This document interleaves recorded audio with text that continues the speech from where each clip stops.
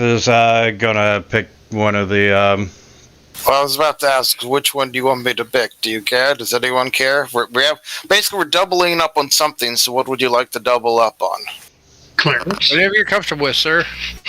I'm good picking any of them.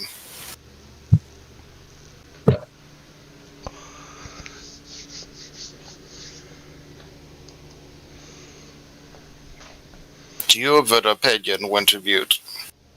No, I'm very flexible, brother. Whatever you would like to play. I heard somebody say cleric. I don't know if that was a joke before or not, if that was serious. It was a joke because then we double the amount of healing we can do. I mean, so far no one's expressing an opinion otherwise, so...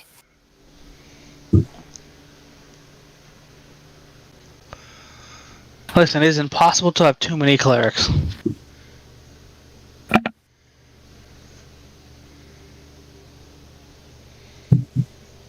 I don't know, unless they're all half-orc clerics.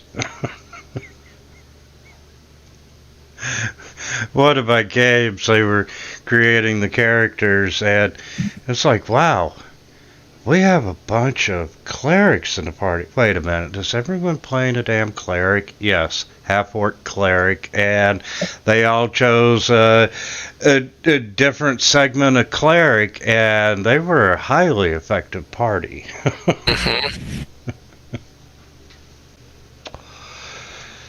And okay, give me just a second and we will get started. Welcome to Fantasy Grounds Game Day. And you're no means required, but I am running part 2 of this adventure next week. You can sign up through Warhorn. I'll post a link before the game's over in Discord. And let me identify who's got what character so I know.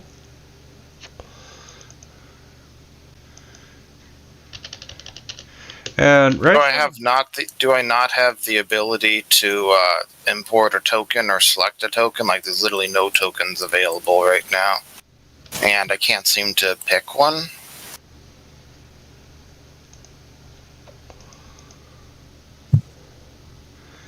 I'll solve that problem for you. Like, if I hit folder, it takes me to the tokens folder, but none of them are available to be selected. Yeah, I had a problem with assets,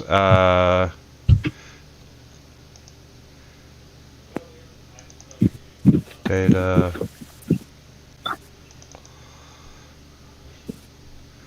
Let's see, close that one. Damn it.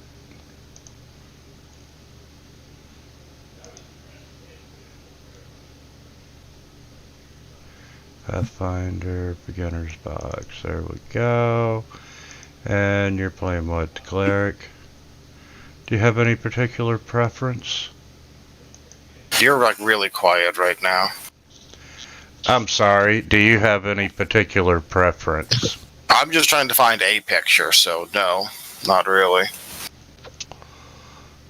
I figured I'd just pick one that I had locally, but I can't seem to refresh the folder assets or pick from the existing folder. I'm not sure why. So, I'm just gonna set you a token. Bam.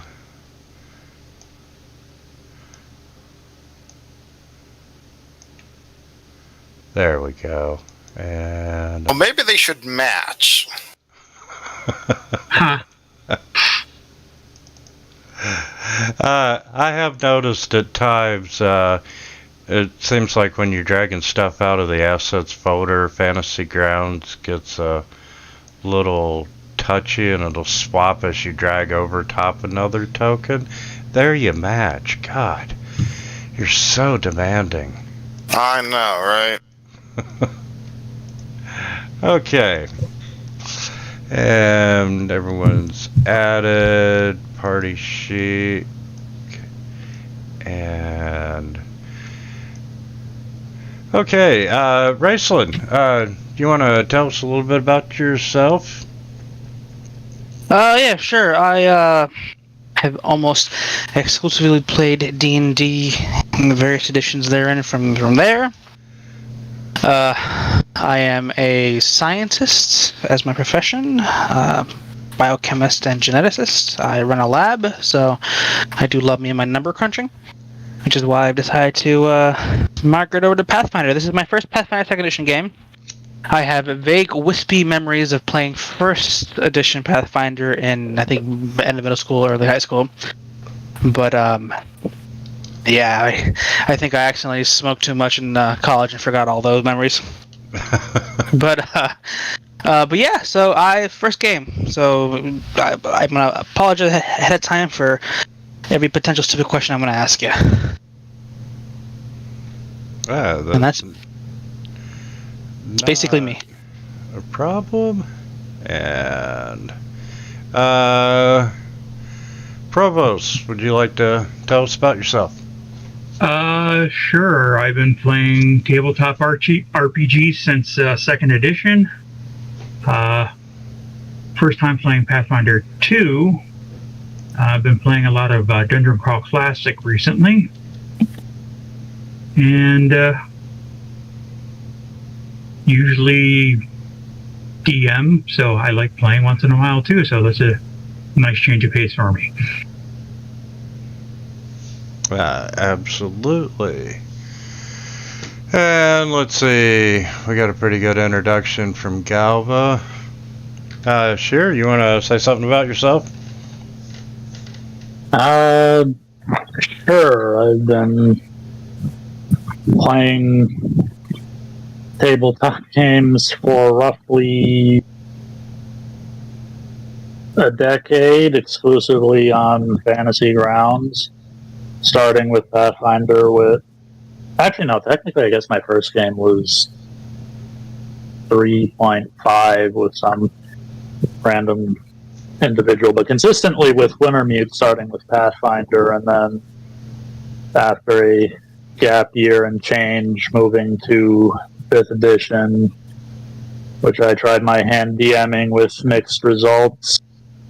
And I am going to be asking all of the stupid questions because I never really even got the hang of 1st edition Pathfinder properly before we moved on to D&D 5th edition.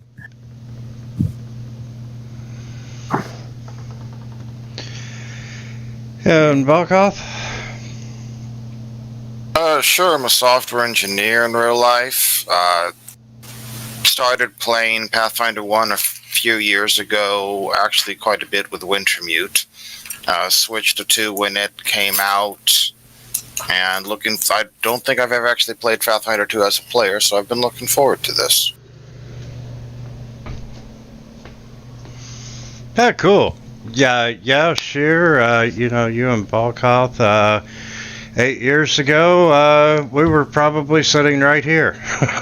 Yep. So, and this is my 9th year of running Fantasy Grounds games. Started out Pathfinder 1, went to 5e, and dipping a very big toe into Pathfinder 2. So, all right, and everyone's familiar with Fantasy Grounds enough, so we will get this game started. And GM notes. Well, don't worry, I'll be asking questions about why I can't figure out how to do something in Fantasy Ground. Yeah, that's not a problem. If we don't know, we'll make up something wrong. All right, sounds Works good. for me. Okay, and That sounds like my real life job.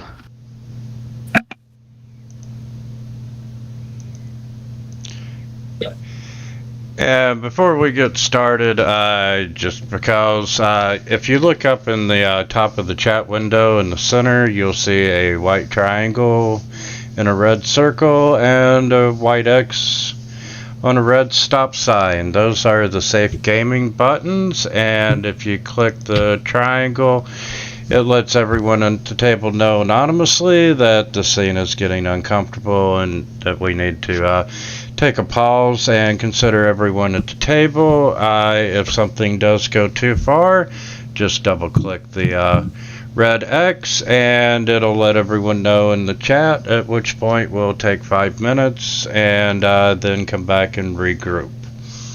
So please keep your hands and arms inside the RPG universe at all times. Absolutely. Okay, and at the beginning, getting started. There's my map. And find the right storyline.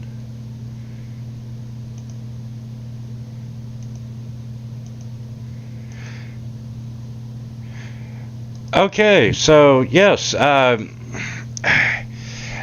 you all are starting out in the small seaside town of Otari, and it's known for its fresh fish and skilled sailors. But above all, it's a very big logging town, and it provides wood to the nearby metropolis of Absalom. But for you, it's home. You grew up playing on the docks, getting lost in the nearby woods, and hearing the fantastical stories of travelers from faraway lands, tales of terrifying dragons and virtuous knights. But, you know, that adventure always seemed so distant until today. Words begin to spread around town that there's a problem down at the fishery. Some are saying that some sort of beast is lurking in the basement, feeding on the stores of salted fish. And folks are worried that whatever is eating the fish might get hungry enough to eat the fishers next. So, you get, and that is,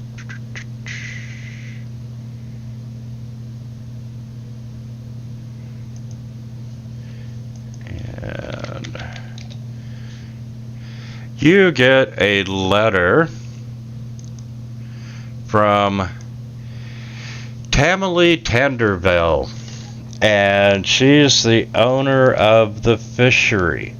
And inside is a desperate plea for help. With the town guard busy protecting the loggers, she's looking for a few brave souls to venture down into her basement and find out what's eating the fish.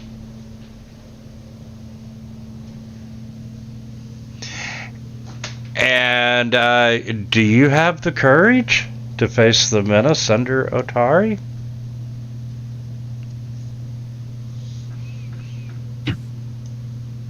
So, I guess so. I mean, we're here, aren't we? We're here, aren't we? I love some of the wording in the beginner's box versus, higher level adventures.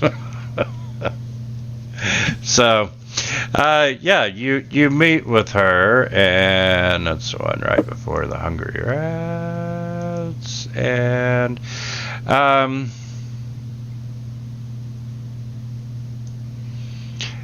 she's,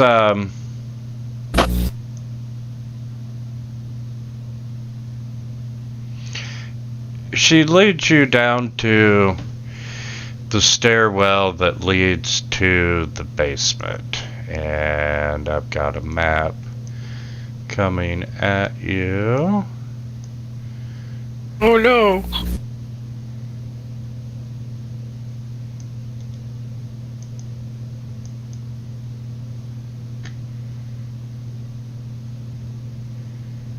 And there's effects. Okay, and Nothing is visible for us right now, just FYI. I was just wondering who couldn't see, and that's pretty much everyone. I mean, I I can see a some room. stuff. Yeah, I can see some things as well.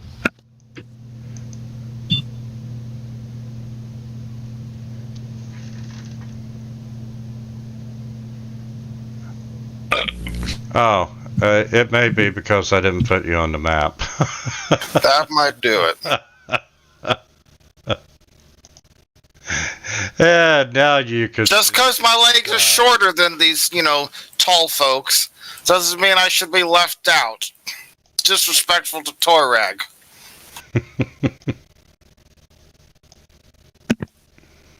Okay. All right, and you see, you're standing on. I still don't see anything, by the way, if I'm supposed to. Yeah, Here, let me. your token's in a weird position. Yeah, he's outside the map. Line of sight. Okay, can you see now? No, I'm sorry. No, you can't. And Now something just showed up. now you should be. Well, I moved 5 feet ahead. I'm going to get him in there. Excuse me. I have to scrape this elf off my. I have to scrape this dwarf off my boots. So, Also, that's the wrong portrait or token. yeah, by the way, the dwarf is. Well, I just chose one. God almighty. You want to try to drag me? I think you might. It's not updating. Like, the token on my character sheet is correct, but the combat tracker is not. Why don't you delete me off the combat tracker and then put me back on? And you're off the combat tracker, and you're back on, and you're on the map. You see it? Yes. Okay. All right. So you're standing on the stairwells, and the stairs creak as you make your way downstairs to find out whatever this beast is. It's been eating all the fish. And ahead of you, you can see stone pillars that are holding up the fishery overhead. And there's between them are these barrels with salted fish. And 2 of these barrels have been smashed open, spilling their contents onto the floor. And it's a little ahead of you than what any of you all can see.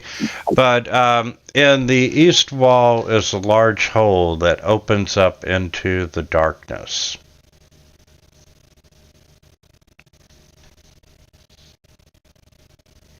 So, what would you like to do? How dark is it down here? It's dark enough that everyone needs light. Okay. Speak for yourselves, you pathetic. Less than useful non-dwarves. Torag provides all the light I need. Yeah, it's very dim at best. I assume I might have some sort of... Galgim grumbles and casts a spell and touches Valoros's armor. Suddenly it shines with a bright light. Hey, here's the fighter. Go get him.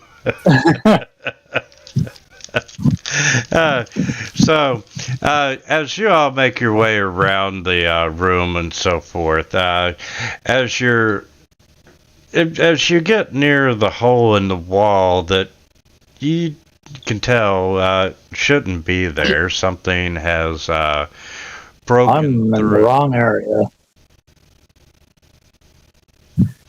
And you hear a strange chittering coming from the hole. and suddenly a massive rat the size of a dog emerges from the darkness, and it's not alone. And turn these rats on.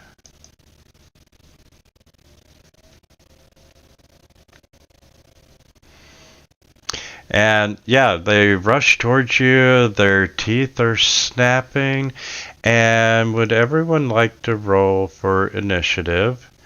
And for everyone, just in case you didn't know, on your actions tab, up at the very top of it, you have like your initiative, your AC, your fortitude, reflex, will saves, everything's up there and easily clickable, so you don't have to jump back and forth between tabs to roll like initiative. And that's super convenient. Yeah, and Pathfinder 2 also tells you, it does the math so you know how many current hit points you have remaining. And before we get into combat, if you have a shield, it takes an action to raise your shield. However, raising your shield does give you the benefit of the shield bonus. And Torag will be my shield. Where is the initiative? Initiative, if you look on your actions tab. It's the main tab, not the actions tab. Or your main tab. I see perception, stealth, and miscellaneous. So those are different types of ways you can roll initiative. So the perception is the one you'd want to roll right now, unless you're trying to stealth. Gotcha. Okay, I was just...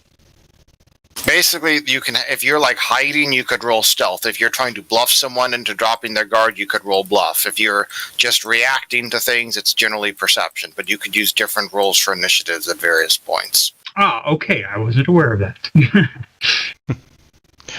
And let's see, I got a couple of other images I'm going to share with you that come with the beginner's box, because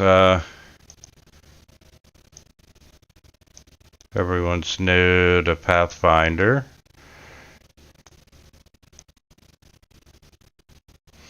About a list of the conditions and so forth. One of the biggest changes over 5e, Pathfinder 2, you have critical successes and you have critical fails.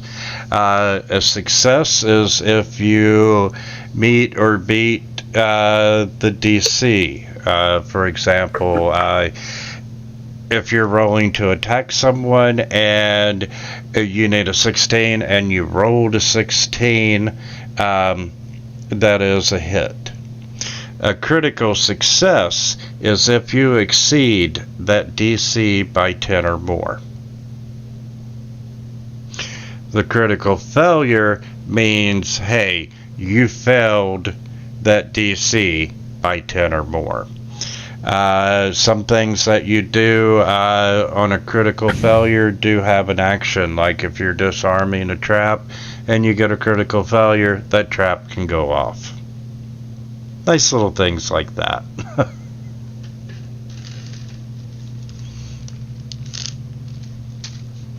So, everyone has found and rolled initiative. The bad guys need their initiative. And Volkoth, you're up first, sir. As far as I can tell, I can see Ezrin and Kyra being frail humans taking up the rear on the stairs down, I guess. Yes.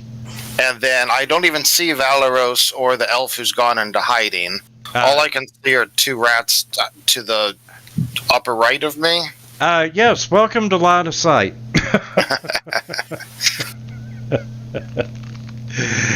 Yeah, you've got those two stone pillars there in front of you with the barrels that are blocking the view to the other two players. All Alright, well, seeing a rat there, I'm going to see if it has any mind to daze.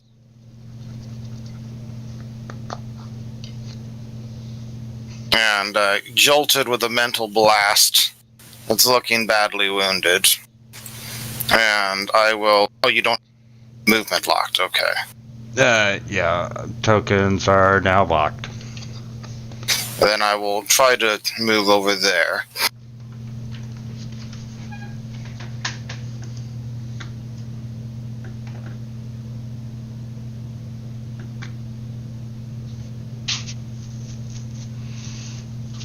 Okay. Would you like to pass your turn? What's that? Would you like to pass your turn? Oh, yes, that's the end of my turn, yes.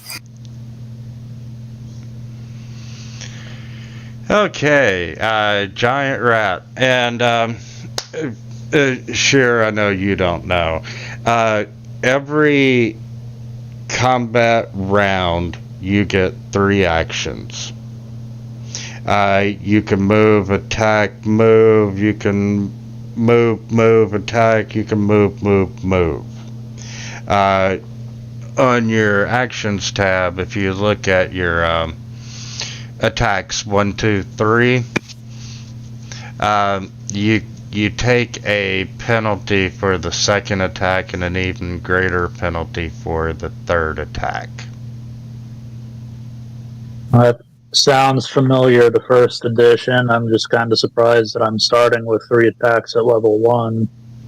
Keep in mind that each attack that you make goes down by -5 generally. Some people can have a smaller penalty. So, like, if your first attack is like at +9, your second attack is at +4, and your third attack is at -1, unless you have an agile weapon or something else. Also, I don't know, I think you Valeros might have a shield to start with and like a longsword. Yep. So unless you raise your shield as an action, you don't get any benefit from it. Right. If you do raise it, it gives you 2 AC and also lets you use the shield block reaction, which means that you can try to reduce damage that's dealt to you if you get hit by an attack. Also, attacks of opportunity. You're the only one here in the entire group who has attacks of opportunity, but they also compete with your shield block as a reaction. You can't use both. You only get 1 reaction per turn. That makes sense. So, the giant rat won. We are 30 feet. He's gonna run up and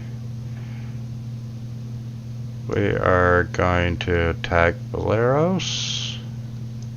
Bring it. Oh, I brought it, brother. Clearly. But yeah, Pathfinder, pretty much everything costs an action in combat. If you're going to draw a weapon, if you're going to get into your backpack to find a potion. So yeah, you know,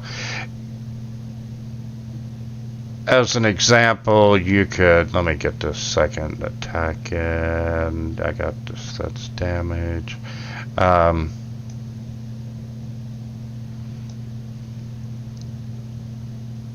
Oh,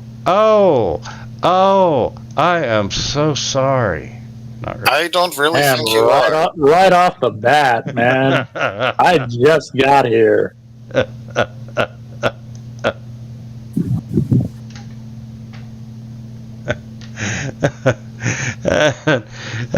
Kira, you're up. Well, I just saw a rat attack Valeros, so I'm going to raise my shield and move off the steps and around and attack the rat.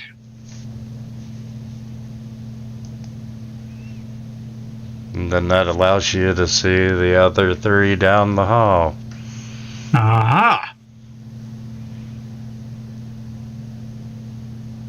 Well, might as well attack the one that's here.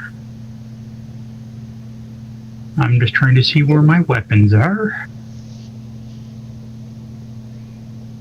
The Actions tab at the top. Also, Wintermute, I think I misread the room, which may be causing some of the issues. I thought we were coming from the left, descending to the right, but I think we might have been descending from the middle to the left. Yes. So technically, I started off, I guess, I fell over the edge. I don't know, sure, we'll say that, I guess. You just got impatient and dove into the room. I guess so. Yeah, or, there was a slap missing, and you just parkoured your way down. You're just so small you can sneak right through, right? I might be shorter, but I'm heavier. Yeah, that's not going to do anything. Okay, Provost, there are several ways to target your enemy when you're attacking. Okay. You can drag and drop the dice from the character sheet onto the token, onto its entry in the combat tracker, or you can control click on the token you want to target. Well, either way, I'm assuming an 8 probably wouldn't hit, so... And for instances like that, when you either miss a drag or drop, or for some reason it doesn't apply to the creature, you can drag the result out of the chat window and drop it on the one that you were targeting, and it'll tell you that it is indeed a miss. Okay. And yeah, I pretty much played Fantasy Ground when it first came out, and I played like 2 games, and that's how long it's been. Oh, yeah, not a problem. It's a lot of changes. Yeah. All right, and I'm assuming this play button is the end turn thing. Yeah, the downward arrow on the combat tracker.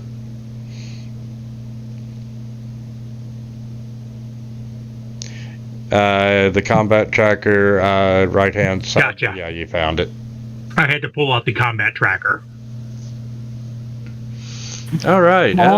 So far, the rats have done 3 times the damage to us than we've done to them. We're level 1. We're learning to fight. Alrighty, here come the questions. In this system, what is the penalty for trying to walk past people?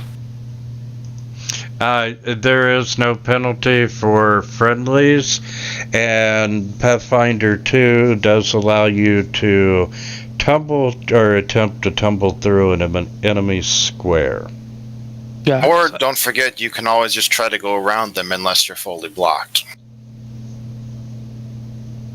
I'm gonna do something kind of dumb and go right here. Correct me if I'm wrong, but you cannot split your movement if you try to. It's 2 actions, correct? Correct. Alrighty. How do I finish my movement? I have to approve them after you. Got it. Wow, that was ineffective because I can still only see 1 rat. Okay, and then second question.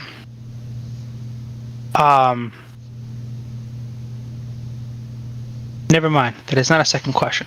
I am going to conserve my spells and just thwack this rat. But one thing I will mention is that as a wizard, you have cantrips, and cantrips are actually quite powerful relative to Pathfinder 1 or whatever. You probably might have, for example, Ray of Frost or Electric Arc. You will probably find those to be significantly better than a melee or ranged attack. Yeah, actually, that actually brings up a great question. I'm assuming it's like 5e where cantrips you don't spend? Correct. You have, cantrips are unlimited. They also scale up as you get higher in level. Oh yeah, that I figured as a 5e. Gotcha. Veteran. I just but it's the actual leveled spells that you don't prepare slots so much as you prepare the spell itself, correct? As a wizard, think of them as like arrows in a quiver. You can restock every morning, but once you fire them for the day, it's gone. Oh yeah, I exclusively play wizards in 5e. I just know that in 5e, if I prepare Burning Hands and I have 2 spell slots, I can cast Burning Hand twice. That's not the case in Pathfinder. I'd have to prepare Burning Hands twice. Correct. You'd need 2 Burning Hands arrows, basically, at the start of the day, yes. Got it. So I'm going to attempt to Electric Arc here, which, if I'm reading this correctly, is a reflex save. Correct. So I am just going to drop that. Did I do that correctly? Now, Electric Arc, I have some good news and I have some bad news. The bad news is he completely evaded your spell. Yeah. The good news is that if you look at Electric Arc, it can actually arc to 2 targets, hence the arc term. Yeah. Oh, so I'm assuming it's 2 targets regardless of friendly or not? You don't have to target 2 people if you don't want to. I don't believe so. That's great. Or can you target you only see 1 rat. twice? That's right. Okay. Yes. Got it. All right. Second question. Electric Arc obviously costs 2 actions. 2 actions. So can I then cast Shield? So you moved, remember? Oh, I moved. Yeah, I forgot about that. I entirely forgot But about otherwise, yes, you could. If you didn't Yeah. move, you could cast Electric Arc and Shield. that. The whole movement being an action thing is going to take a second for me. And then things like haste, for example, give you the ability to do an extra attack or movement. So then you could move and cast a spell and cast Shield. Out of sheer curiosity, considering that it's -5, -10, if somebody were to take a 4th action with like haste and attack, is it -15 at that point? -10 is the worst it can get. If you somehow got 6 attacks, it would be +0, -5, and the rest would all be at -10. Got it. Well, I'm pretty sure that's all Ezrin can do because, level 1. And now I'm regretting being next to a giant rat as a wizard. Rodents of unusual size? I don't believe they exist. Famous last words. And spell prep was probably one of the biggest things that I liked about 5th edition over Pathfinder in general. It's actually kind of funny because I started with 2nd ed, so I like the nostalgia of having to actually prepare your spells, but I don't like it as a player. Sounds like you should play a spontaneous caster then. But Wizard's my bread and butter, man. You can still do arcane spells just with a sorcerer or some other class. True. I believe I passed. Yeah, I did pass. Excellent. Yep, it is my turn, and okay, so here's my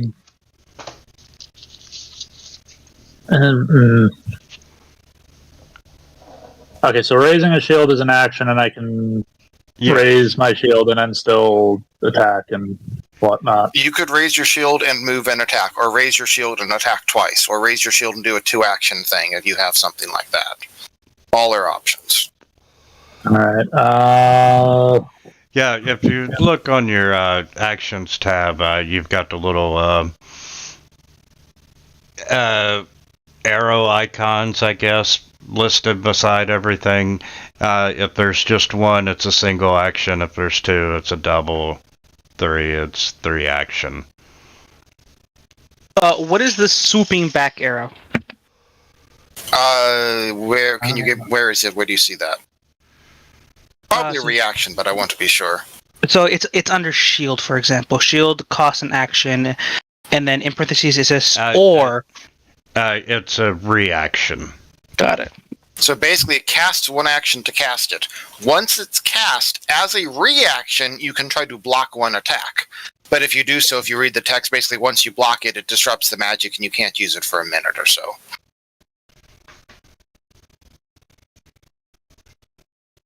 Alright, so I guess I will raise my shield and attack twice with my longbow and hope that I don't get crit again in the immediate future. Did I say longbow?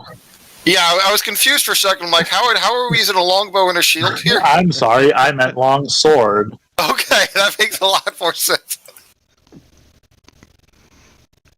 There's a surprise.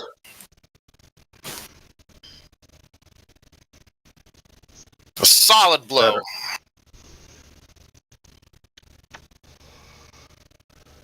Oh, dang, look at that. Nice. Save payback. Guy, one down, a bajillion more to go.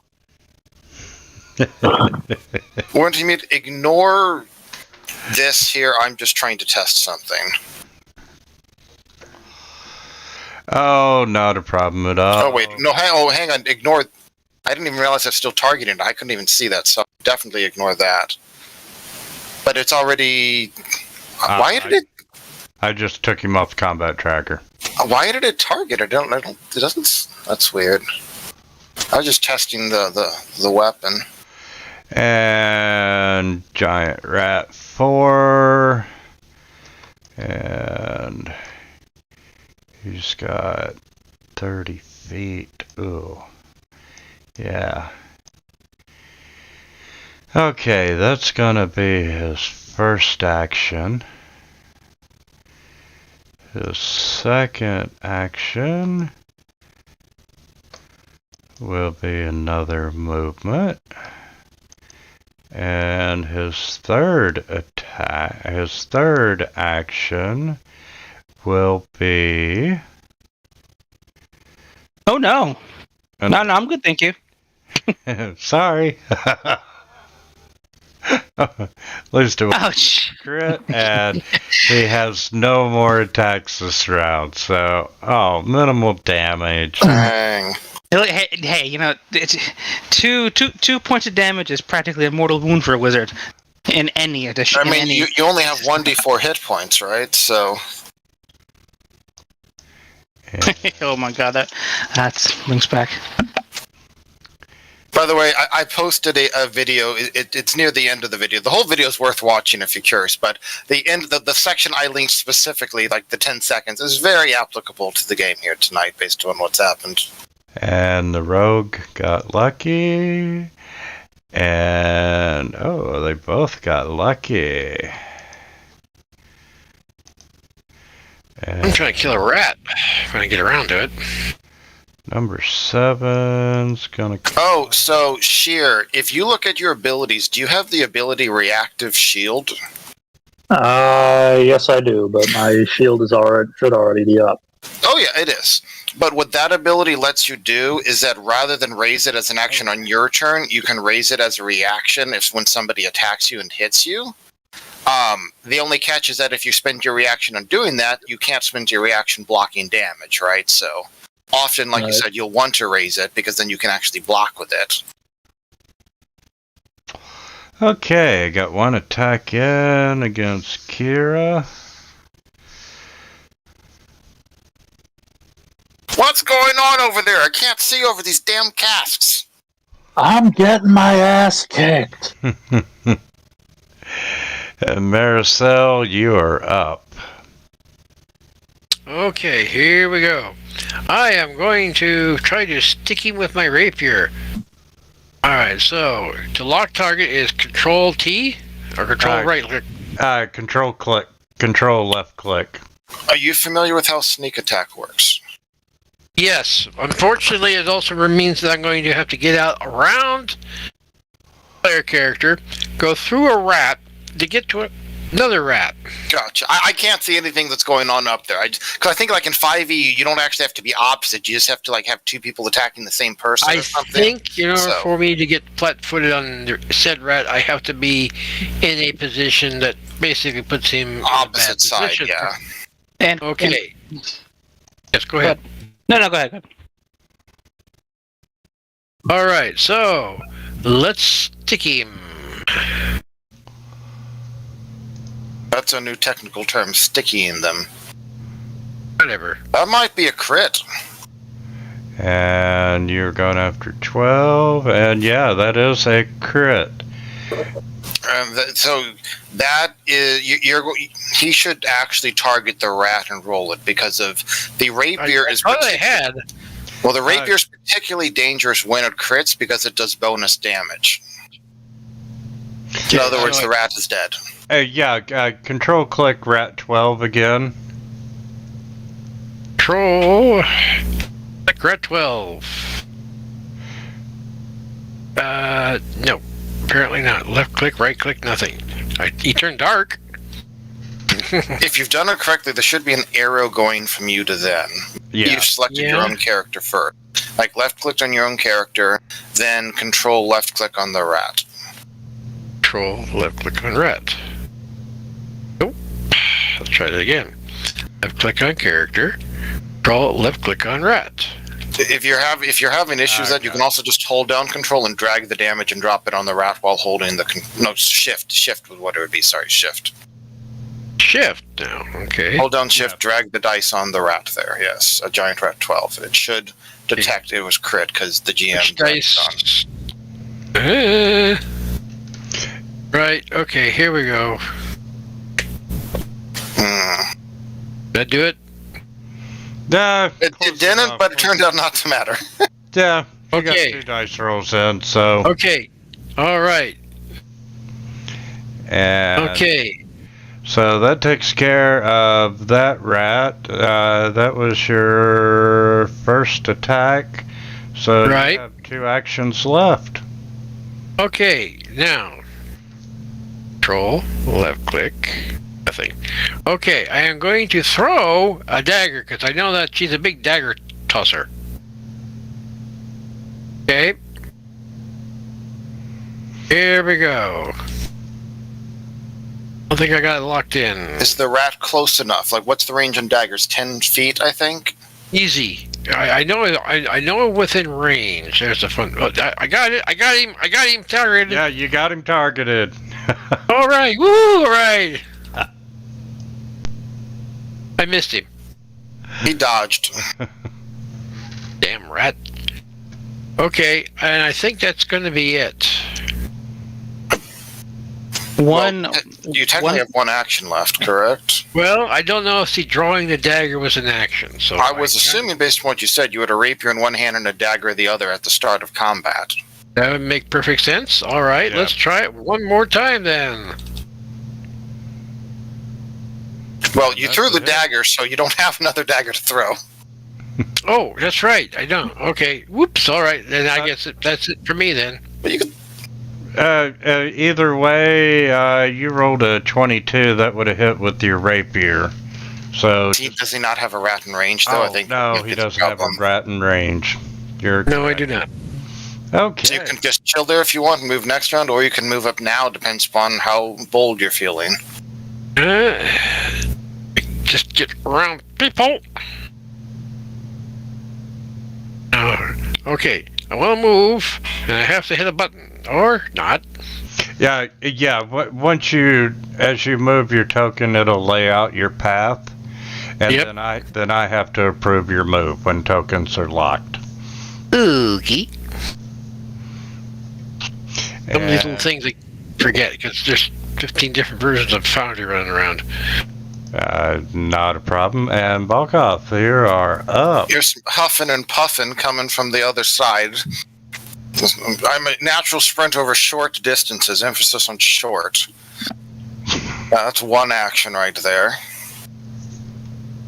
I only move 20 feet per movement as a dwarf. And then I'd like to start my movement there and then see what I can actually see as I round the corner.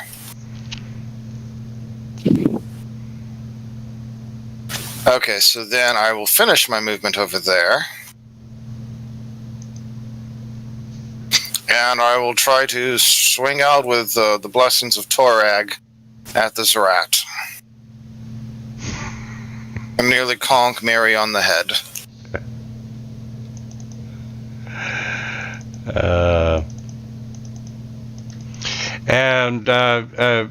Kira, before you go, just like 5e and Inspiration, there are hero points.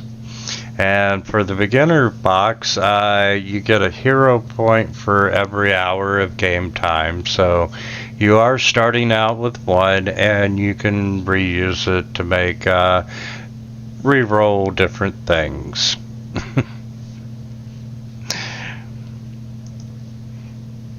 Okay, I will keep that in mind. And, I guess yeah, you're up. All right. I'm going to, I guess, attack the rat with my scimitar.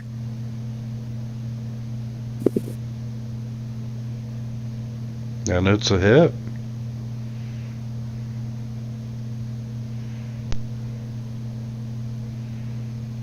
And he looks pretty damaged, so I guess I'm going to chance swinging at him again. Why not? And a miss. Actually, let's talk about being in a flanking position in Pathfinder 2. The rat would be flat-footed. So he would take a penalty, and let's see if the 8... I didn't think it did, or I would have said something, but he'd have to have 10 AC or less, and I'm guessing he has like 13 or something. Yeah. The rat. Yeah, he's just got 15. So Yeah, so flat-footed would not apply? it just doesn't make any impact on these two rolls. Yeah, if he had rolled a 14, for example, right, then flat-footed would have made it a hit, but neither roll was affected by the flat-footed in this case. As in, it didn't make any impact in the end. When you attack more than once, let's say I wanted to whack someone with a staff more than once, does Fantasy Grounds auto-calculate the -5 and the -10? No. Got it. But that's why onto the actions tab you'll have... Oh, that's what those means. Got it. Yeah. Yeah, I'm assuming I did that correctly. I grabbed the middle one since it was my second attack. Yep, that's see how it was at +0 instead of +5. Yep. Yeah, I made him flat-footed, so, I'm going to be nice and actually let you re-roll that last attack. Okay. Since you do have flanking. I'm going to use my hero point. Now, one thing you could do, if you're interested in a suggestion. Sure, go ahead. You have one action left. If you look at your cantrips, you may notice you do have an ability called Guidance. This allows you to pick one person within 30 feet, and it basically gives them a +1 to either an attack, saving throw, or skill check within the next round. So you could pick somebody else and say, hey, you get a +1 to your next attack, effectively. They then are immune to it for an hour, but... Sure, why not? How do I grab this and just pick someone? I'll go give it to the fighter, because he hasn't gone yet.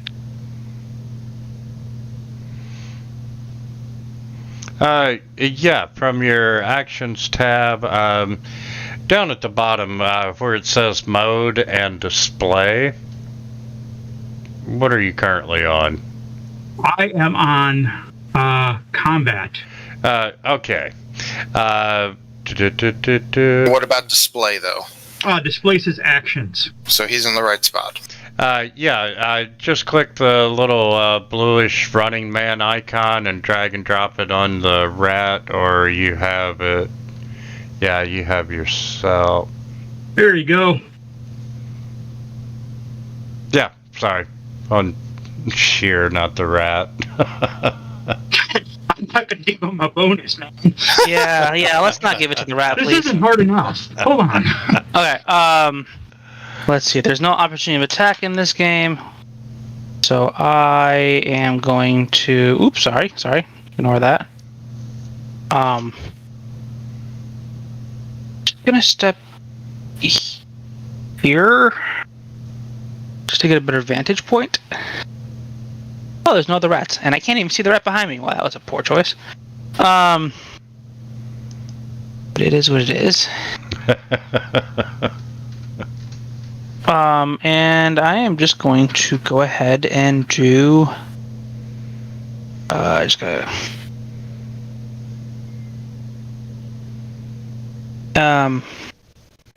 What does one splash acid damage mean compared to the regular acid damage. It means everyone around the square that you target also takes the 1 damage. Well, that's not a good idea. I'm gonna go ahead and go back to electric arc. I dragged and dropped it, but it didn't seem to take, so I'll do it again.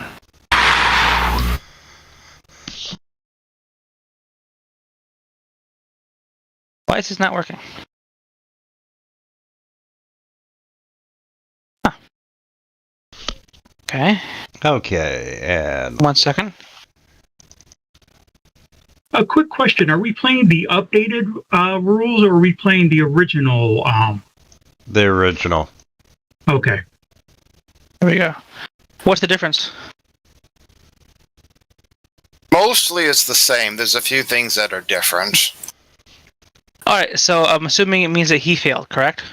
So right? What's his stat? Yes, you are indeed correct. So he takes damage. A little bit, yeah. Fantasy Grounds, it's like when they display it, it seems backwards until you get used to it. But yes, he did fail.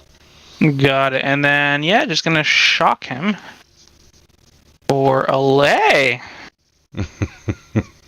How is it a +4? You get a D4 plus your spellcasting modifier, and that's his 4. Huh, nice. Well, yay me. Like I said, cantrips are a staple in non-critical situations. Save your spells when you need to whoop ass and can blast or whatever with cantrips otherwise. Yeah, no, I can see that. And that's it. That's all I got. That is, we call that a day. Take it away, Valeros. Here, wish.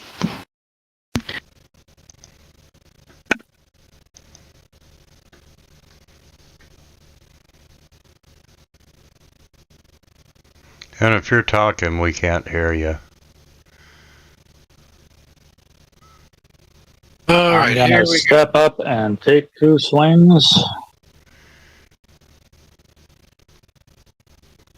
Good hit. Think you got him. I mean, one swing.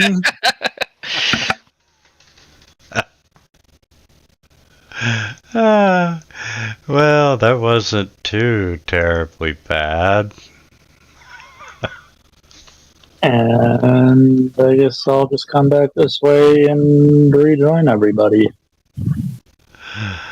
Okay, and Brother Valeros, what happened to your throat? Here, let me try to tend to your wounds a bit. Do we have a few minutes? yes. Please and thank you. You can see that, the giant rats did come out of a tunnel. And, yeah, you are out of danger, out of combat. Well, I'm going to try to pull out my healer's tools then, collection of, like, herbs and bandages and stuff, and try to patch up the worst of it. But this is going to take, like, 10 minutes to do. So, are we good with that? Yeah, I think it's a valued idea. Yeah, is anybody else injured? I can help as well. Nah, I have a slight flesh wound, but I don't really think it should waste the resources. You're technically the next most injured, Provost, if you want to try to tend to your own wounds while we're dealing with this. Sure. Alright, so I'm going to use the Treat Wounds action. This is a an exploration ability. It'll take 10 minutes trying to bandage his wounds. I will go for the DC 15 medicine check because I have no alternative at this point. And then at the end of 10 minutes, we will see what happens. And the answer is the wounds are just too bad, and I am not able to successfully staunch it. He's not in mortal danger, but I wasn't able to make any progress or really improve the wounds by the end. Well, you did your best. Damn, I was hoping we wouldn't have to resort to this, but... as part of healing in Pathfinder 2, as you just witnessed, you can do a treat wounds. It does take 10 minutes, and, the medicine check is usually 15. And,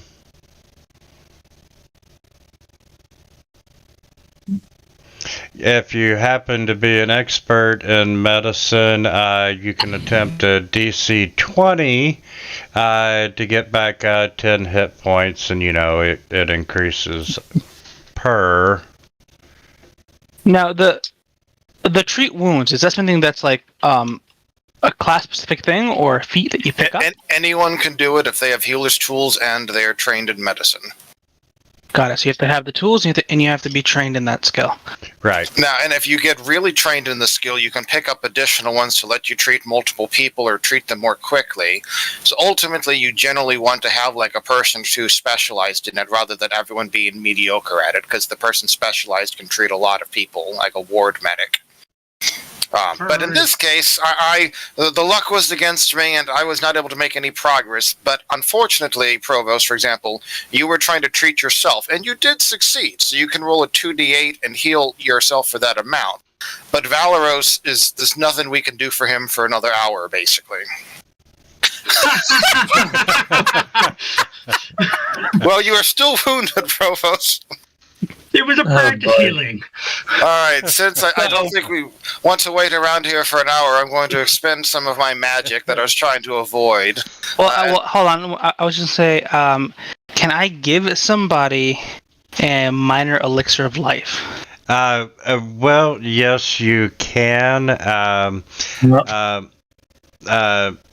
Balkoth, would you like to use an action point to retry that roll? I don't think you can do that. You mean a hero point? Yeah, I'm sorry, hero point. Yeah, I don't think you can actually do that because I'm trying to remember where it is. Because it's like if it's not an instant roll, I don't know if it's downtime or I don't know if it's just downtime that's barred from it or that. To give me one quick second here. The rules are very, very short for the basic game. Yeah, that they are. Now, treat wounds is something where critical healing and critical failure. On a success, if you're trained, you're rolling a DC 15. And the healing, if you succeed, is 2d8. If you get a critical success, you just healed them for 4d8. Okay. And that's why there's two little thingies on that. Okay. Correct. And I do apparently have my own elixir of life, so I can just chug that and hope for the best if I really have to. No, you don't really have to. That's what I was going to get to in one quick second. Let me just check one thing here. Is it okay if I take a quick break real quick and get another drink? Yeah, it sure is. Yeah, I just got to run up the steps. I'll be right back. Okay, I found a reference to downtime, but maybe exploration is okay. So sure, I'm going to try to re-roll that then. Because I know you can't use a hero point on downtime stuff, but I wasn't sure if it applied to exploration. So sure.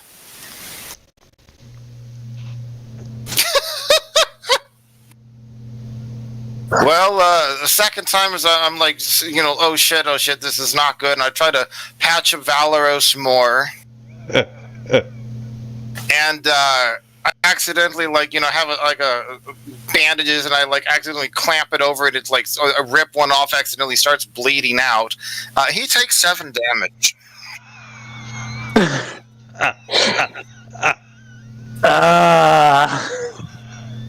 Just starts screaming incoherently. So do you want to apply 7 damage to Valeros there?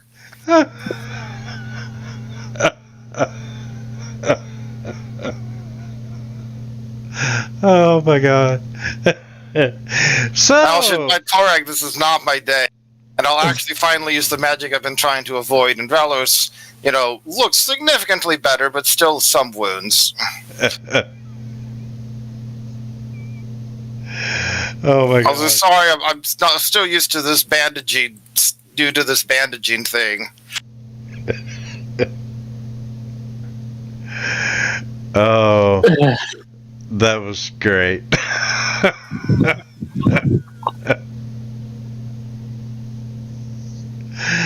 All right. Note to self: don't let the dwarf heal me. He ended up with more hit points than he started with. Thank you very much. After a fashion, yes, you're right. Valeros is just sitting there breathing heavily, looking like he just saw God. First naturally recover the dagger. Yeah, that is. She has like 6 of them. Remember the illustration? Yes. I had no idea that you could wound just as much as you could attempt to heal if you failed. So if you succeed, then he would have gotten healed for 2d8. If I critically fail, so let's go from worst to best. If I critically fail on the medicine check, which I did because I rolled a 1, right? Even if I had rolled a 2, it would not have been a critical failure. It was only a 1 that could go that badly. If you get a critical failure, they take 1d8 damage because you mess something up badly while trying to help them. If you fail, nothing happens except you've lost the time and can't heal them for an hour. If you succeed, they get 2d8, and you can try to keep healing them to give them some more hit points during the next hour, but it's a lot slower process. And if you critically succeed, then they get 48 hit points, so twice as much. But in this case, I failed initially, shifted to a critical failure by using my hero point. So he took damage. Fortunately, did not drop to dying, which I could have done if I had rolled an 8. And then I used one of my cleric divine font spells, which is basically a limited spell pool in addition to the normal spell pool. I basically get 3 free heals per day, and I used one of those as a 2-action spell on Valeros to heal him for 12, which leaves him with 7 wounds still. And technically, we could expend more healing magic on him, but it's likely to overshoot it's guaranteed to overshoot his health, so I'm hesitant to do that. And but I will take my minor elixir of life. I will hand it for Valeros and be like, I'm hesitant to use more healing magic, but I feel bad. So if you want to drink this potion, I'll give it to you because I kind of messed that up. It seems like we all have one of those. I can just use mine. But I messed up here. I'm trying to make up for it. All right, I'll take yours then. Sure. All right.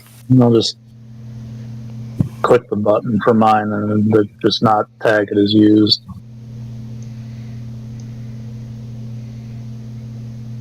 That's not horrible. That didn't actually fucking apply to me, though. There you go. It's done. Whoops. Oh, did it? Okay, we did it twice. Okay, so he should have 3 wounds.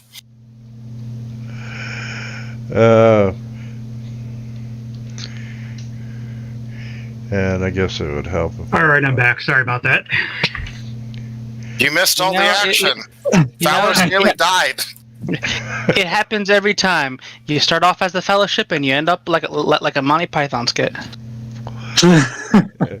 Every single time. To be fair, the Fellowship were not first level. They were at least 3rd to 5th level. Okay, but yeah, that was quite funny.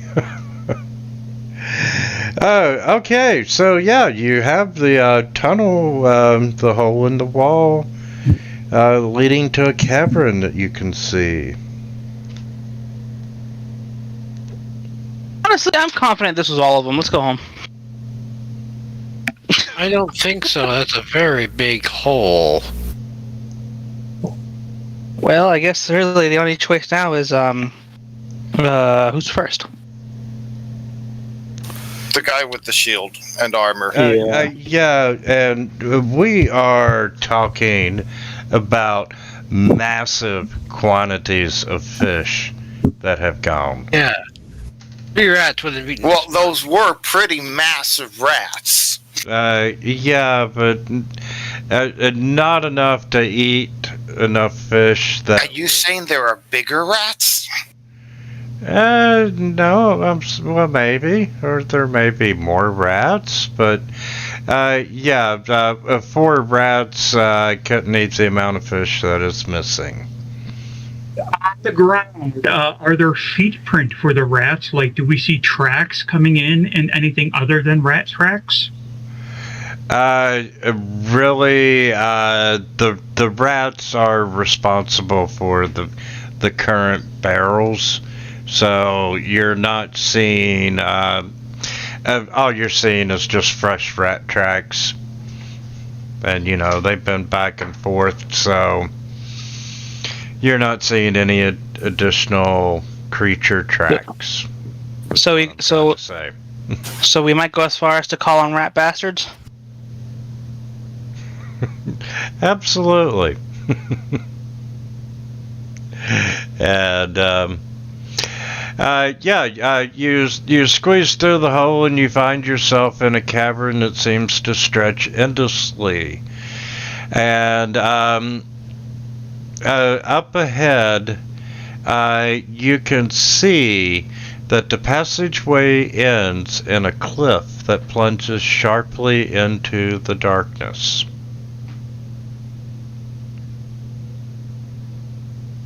Fun. I vote Valorous goes first. I'll back him up. Perhaps Valorous, does he have a light source? Yes, I actually cast light on him as we entered. Alright. His armor is glowing and shedding light in like a 25-foot radius. It would be on his shield, not his armor. That's just a bit much. I will Maybe likewise. next time. I will likewise cast light on my staff, my stave. Okay. Yes, we all cast light. Dalgin sniffs. Imagine needing a light source to see. Okay, and everyone is getting light, correct? No. Light can only be cast on one person from each of us. So I put light on Valoros. It looks like Ezran's casting light on himself. Provos, Kira Just can cast casting light on one person. on my scimitar. Alright, so Okay, Valoros so- has a light source, Ezran has a light source, and Provos has a light source. Yeah. I also have dark vision as a dwarf, which means I don't need light, but it's black and white. And I think Mary as an elf has low light vision. Yes. And okay, so everyone that needs light has had the effect. Okay. Also, for some reason, Wintermute, I don't know why the default. Weird. Can you adjust Valoros's? 25 foot? Can you adjust Valoros's torch to say 20? For some reason, the light. Yeah, sure can. Yeah, also it should say torch after it. Apparently, that apparently has a specific keyword. I don't know why. By default, they're set to 25, but without me touching anything. I don't know why, because the description. -2. Yeah, I don't know why that is, but if you read the description, it says 20, right? Like. Yeah. I don't know why that. I guess it's just a bug. Well, also, like I was asking earlier for playing the newer version because, like, the box set that I have for this, the character sheet for Kira is different than this character sheet. Like, the stats are different. Gotcha. This is the beginner's box specifically. Are you referring Yes, to a later version of the beginner's box? I have the beginner's box, but her Gotcha. character sheet is different. What's different, if you don't mind me version asking? 1 or version 2? It says updated, but her strength is lower, and her charisma is different, and her spell selection is different. Have they put out the beginner's box for the updated Pathfinder yet? I have no idea. Yeah, because I'm looking at it's the PDF from their website. Is the book. I'm also looking for the pre-gens. Oh, okay. Yeah, they're getting they're getting ready or have released the new updated, but yeah, we're on the original set of version 2 rules. Gotcha. So Yeah, because like her hit points on the revised version is like 21. Wow. Yeah. That So I was, that's a lot. Okay, so you get 8. You get 8 from being a cleric, and 8 from being a human. That's 16. Even if she had toughness, that means she'd have to have 18 con, unless she has something giving her bonus hit points. I have no idea. That's 4 extra hit points already included. It says under ancestry.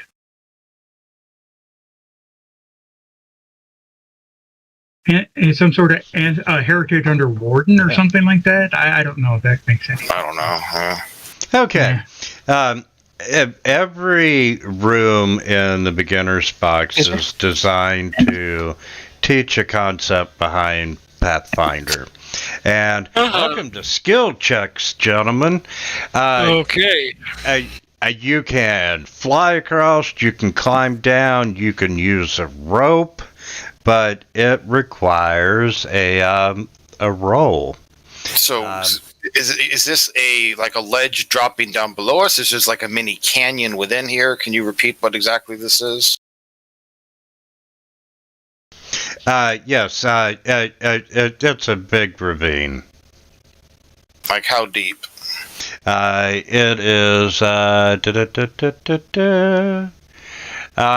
It's only 10 feet tall, but it is slick with moisture. So basically, just to make sure I'm reading this correctly, we come down these little ledges. There's a 10-foot ravine in front of us. On the other side is even with us, and the path down seems to go over there. Yes. Okay, and the ravine is about 5 feet across. Well, that's nice. Yeah.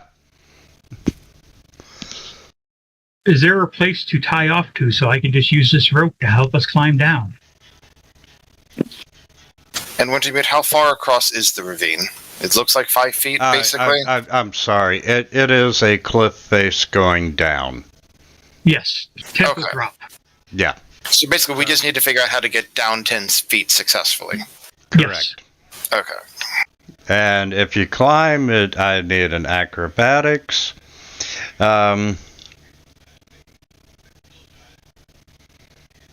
Which Delgin shrugs and says, if we can't figure out anything else, there's always the good old cleric's descent. Mm-hmm. What, pray and jump? No, land and heal yourself up. If you have enough faith, you'll land softly. Yeah, that may work well for a cleric, but not somebody as fragile as I. I will.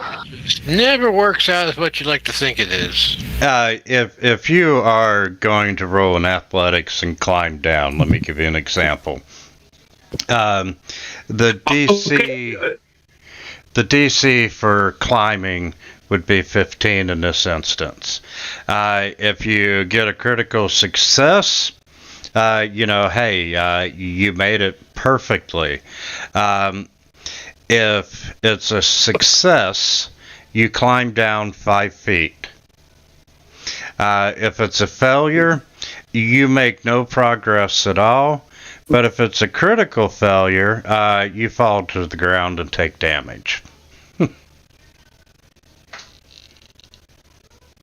Does that change at all if I want to tie off a rope?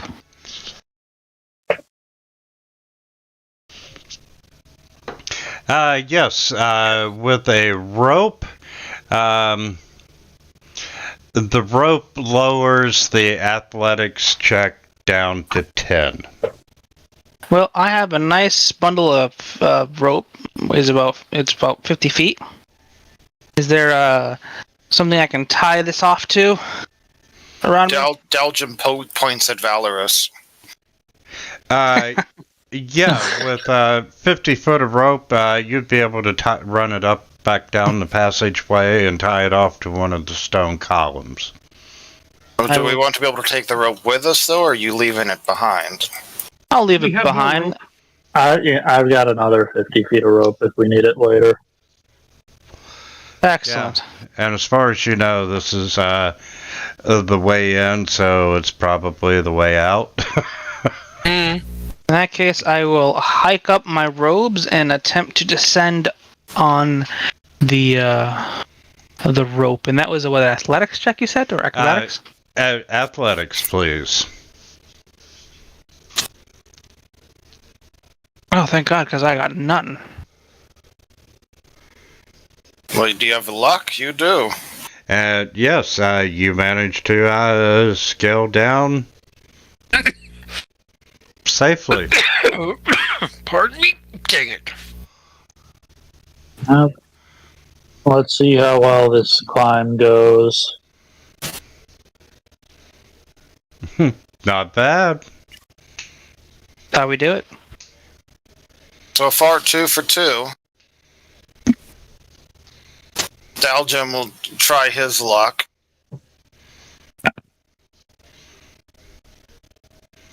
Well, you're a better climber than you are a healer. Oof. Oof.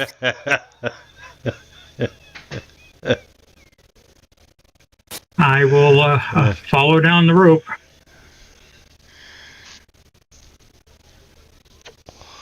Holy cow. I'm really good with ropes. Yeah, you did one of the acrobatic moves on the way down.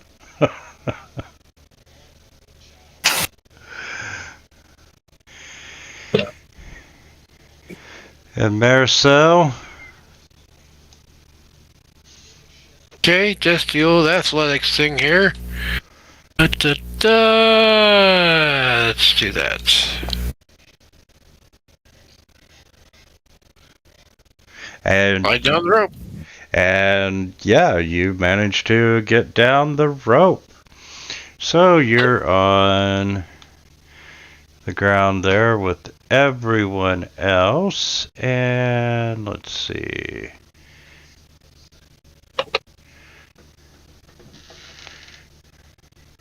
You know, guys, I think we might actually be cut out for this whole hero business if it involves lots of ropes. Okay, and let's see. From this point on, not that it matters now, but the chambers are 100% completely dark. You can see that the cavern does continue on to the north. And there's just, let's see.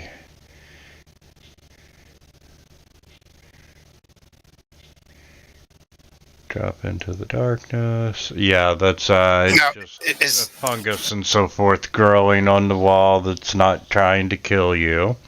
Now that is like a spider web Daljum sees to the north, correct? Mm-hmm. Oh, yes, that is indeed a spider web. You see... Lads and lasses, I hope you ain't afraid of things with 8 legs. The tunnel continues deeper underground and eventually opens into a large chamber. You see patches of glowing blue fungus clinging to the ceiling, providing dim light. You can just barely make out the vast strands of webbing across the floor and walls of this cavern, stretching between stalactites. The webbing stretching between the stalactites. I am going to raise my shield and continue forward.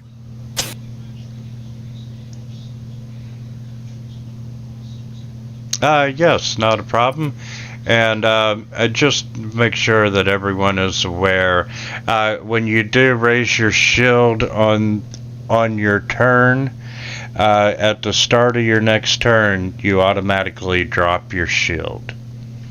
So if you want to keep it up, you do have to apply it. Now, in this case, you could use the exploration mode, right, to just keep your shield raised all the time? Yeah. That would only be in combat. In Pathfinder 2, you do have exploration mode, which, it's what you're doing as you're going down the hallway, and there's bonuses and so forth that apply. But exploration mode's a little bit out of the scope of the basic rules. Okay. So It just says you walk slower. Yeah, when you are in combat, if you've raised your shield at the beginning of your turn, it automatically drops. At the start of next turn, yeah. Yes, So you basically have to raise it every round. every turn. Yes. Now, Valor specifically has a feat that allows you to sort of negate that if you want, which is you only have to raise it if it would basically make a difference between blocking or not. But if you do that, then you can't actually use the shield to negate part of a hit. Right? You're like, instead of using an action to raise the shield, you're giving up the ability to actually block damage and take less damage from hits. So there are definite downsides to that. Yeah, and when you do a shield block and so forth, all the items have hit points. So whatever damage you're negating from yourself, you're applying to your shield. Minus the hardness, yes. Correct. So if the rat hits you for 4 damage and your shield has 5 hardness, then you just take 4 less damage and your shield isn't dinged. If the ogre hits you for 8 damage, then you take 3 damage after blocking and your shield also takes 3 damage. And if you block enough, it can break the shield. Now, when you say break the shield, you mean permanently break the shield? So there's two things. There's the break threshold and destroyed threshold. So break is at half hit points, and at that point it's like, this isn't usable, it's taken too much damage, but it's not destroyed. You can try to repair it later, but it's not currently usable. Now if it goes past the destroyed threshold, then it's just destroyed into fragments or whatever. Now, that only applies to shields? It applies to any item, technically. And is there somewhere to track? So what I do personally, at least, is I go to my inventory and, like, on the shield, I will put down the current and maximum hit points of the shield. So you have I guess it's just called shield. Okay. So you'll see that your shield is 20 hit points and the break threshold is 10. And the shield hardness is 5. So I would start off by just saying it's at 20 out of 20 hit points.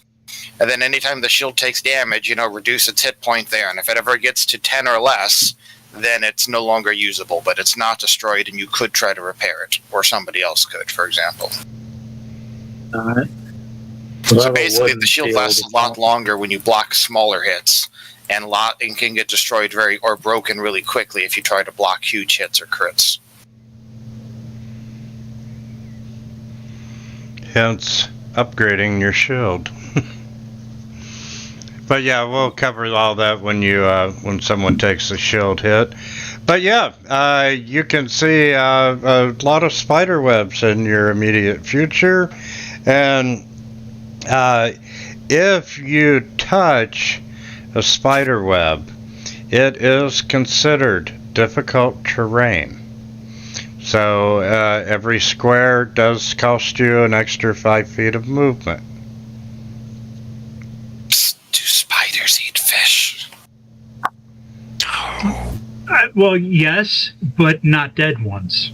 Like, that are pickled or whatever. That wouldn't make any sense. But spiders do eat humans, right? Depends how big they are. Fortunately, dwarf hides are too tough to puncture with their fangs. I guess you've never seen a real spider then. Should you decide to try and step over a web without touching it, it does require an acrobatics check. Well then, I guess there's nothing to it but to do it, right, gentlemen? Well, are spider webs flammable in Pathfinder 2? I was asking the real questions there.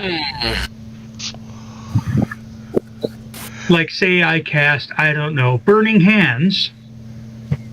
Or even don't use that, and instead you have a torch, probably. Just light the torches and try to burn the webs. But then I'm not casting Burning Hands. Up to you if you don't want to use that later on. No.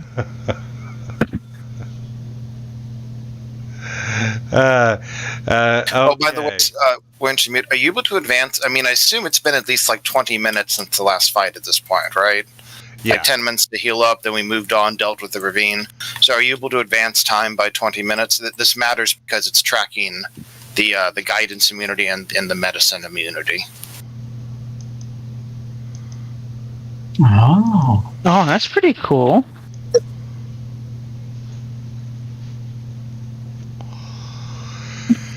Yeah, I like that feature. So yes, the strands of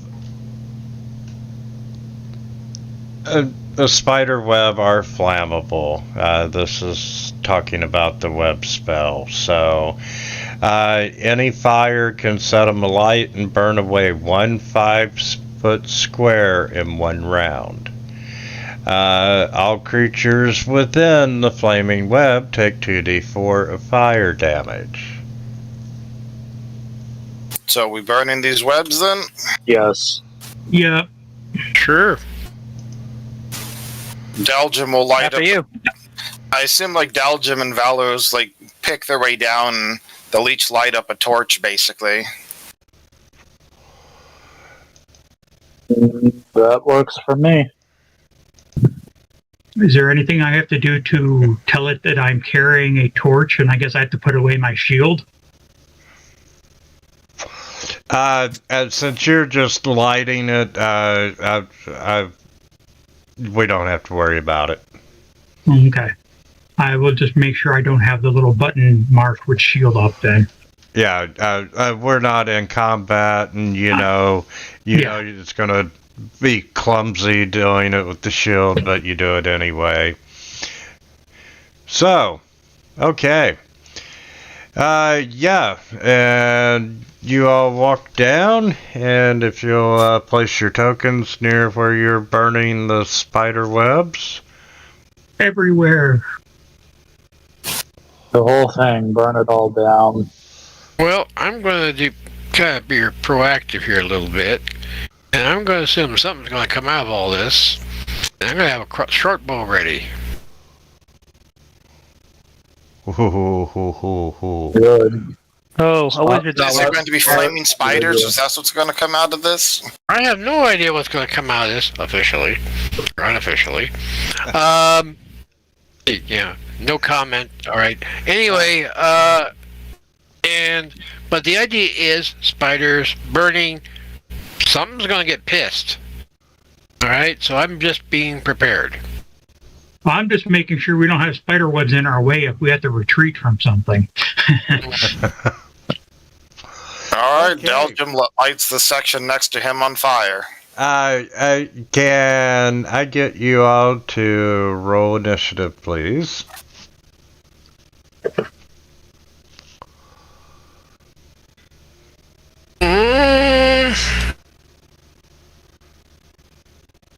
Oh jeez. Oh jeez. I am gonna be dead last. And you're up front. Oh jeez. How did that happen? I thought people were gonna move forward. We're light. You can see the web stretching back, and we got to burn it from the outside in. I assumed we would be moving forward as we crud. Well, there's 2 ways. There's to the right and there's 2 to the left. We haven't decided which one to do yet. I'm a smart.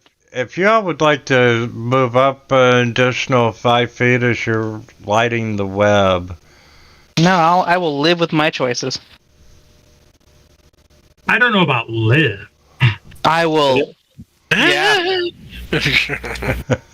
I guess I'll take the risk and plant myself right there. Daljib is trying to basically light the web down here, kind of like up in that direction of the black arrow, starting from the outside, working the way in. So I assume that Who had the bow ready? Mary, I believe. Mary, as you call her.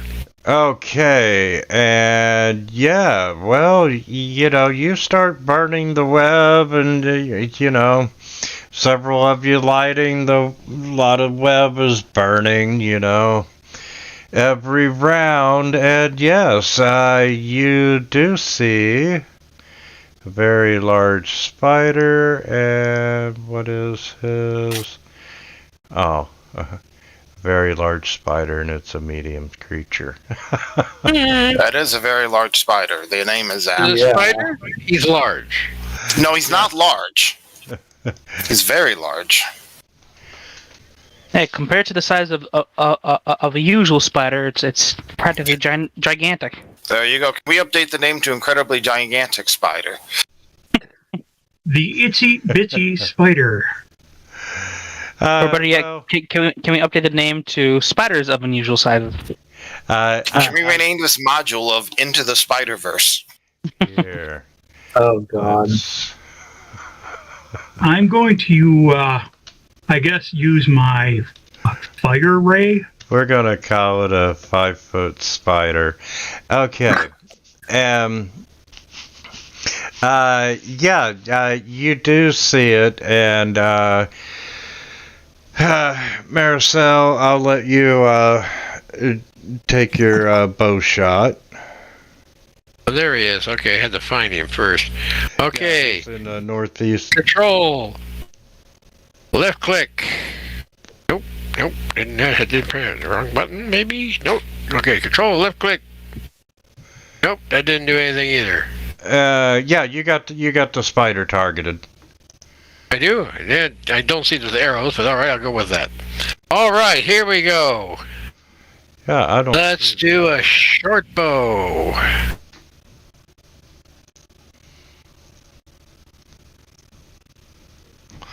And it's a hit. Hey.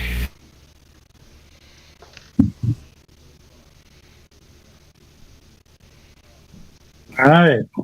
Okay. Now, does a short bow have a reload of 0 or? Yes. Okay, then let's do it again. Do you have another action right now? I got 3. Okay. Now, is this a surprise action or? Because I got 3 actions here. I got a bow ready. Really, So- I was going to let you get off a shot before we truly entered combat. Okay. So then ready to, I got ready to A action. shot off. We're done. Yeah, ready to actions generally only give you one action. So you you're ready, you get one shot, but then the normal initiative goes. Had to double check. Okay, yeah. Okay, so I shot and we're done. And with that, Kira, you're up. I am going to try my focus spell ray, fire ray on it. Okay. Oh, I'm going to use my hero point and try again. that's thinking. That's better. And since we're in the second hour, no, that should be 2. Marcel goes to 2. And Kira, you would have one more hero point.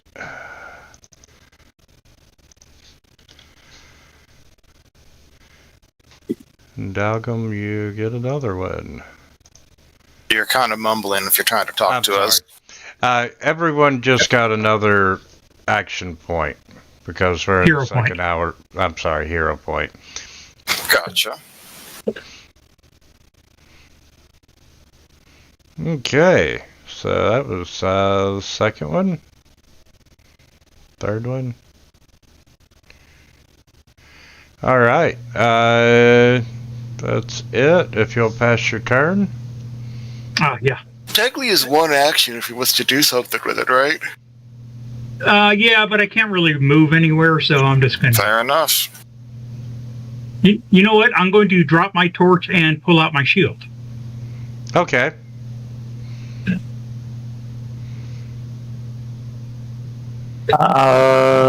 So fire Alright. ray is just a single action. A fire ray is 2 actions. Oh, okay.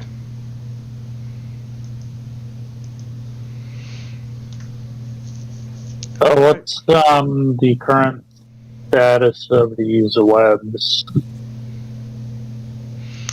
I think he's asking if what's on fire, and basically. You were lighting them as well, correct? Yep. We're going to say everything up to that line is burning away and is not difficult terrain during this round. Is it fiery terrain? Yeah, we're not going to worry about that for you. Okay. Because you're actually lighting the fire, so it's kind of like burning away from you. Alrighty. I guess I'll drop my long sword and shield and switch to my short bow and hope that something doesn't drop out of the sky on top of me in the next round.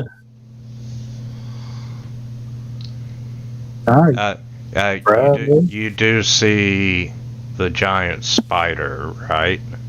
Yes. That's why he's grabbing at the bow, yeah.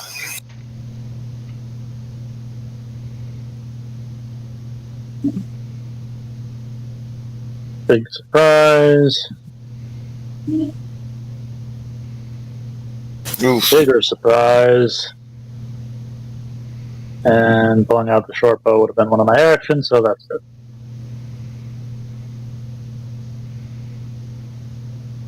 I will walk up to there and keep trying to try to light the fire more. Try to burn it and keep the spider from being able to approach us.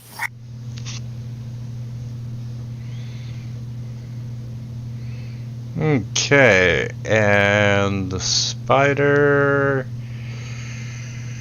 Let's see, the fire is coming toward it.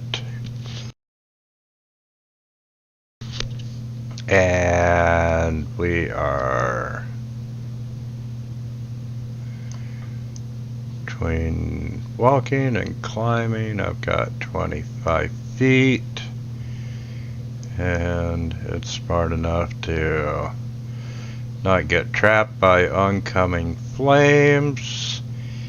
And there's a wall of fire that's blocking everyone. And second action,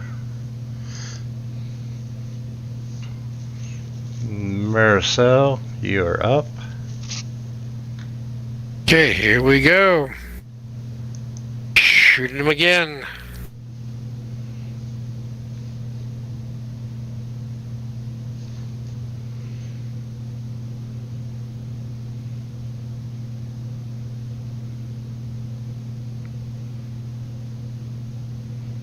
Good hit. Okay, that's one. Let's go for two.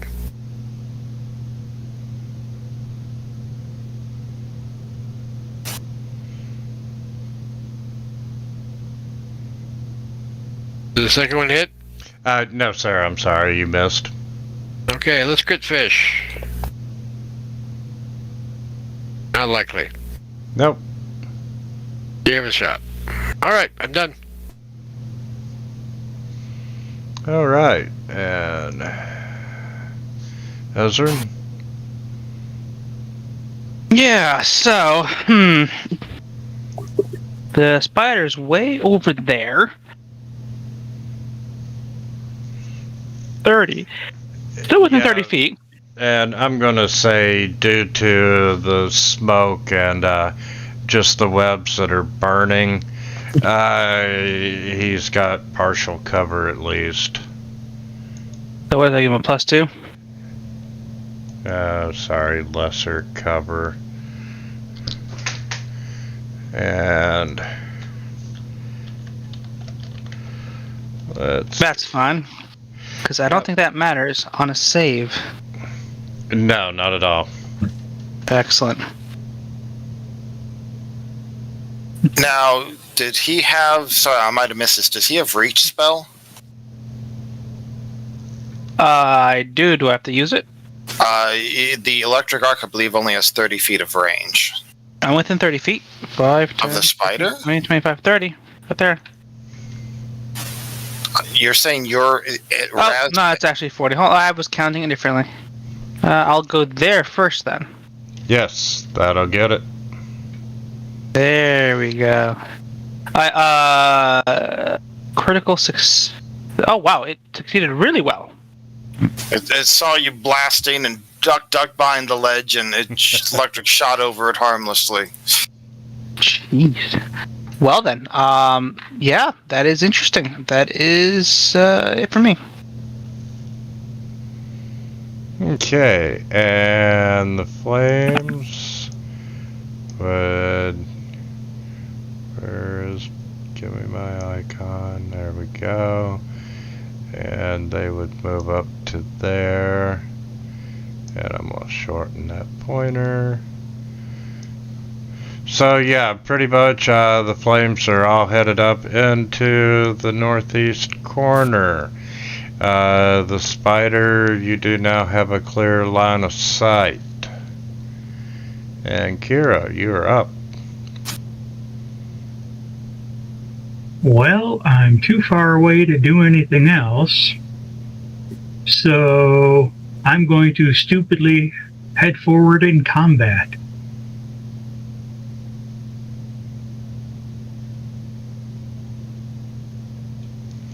This should get interesting. So that would be 2 actions for movement, and then 1 to swing my scimitar at it.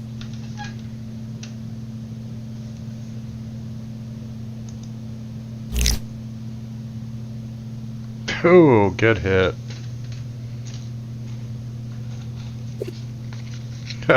Nice hit.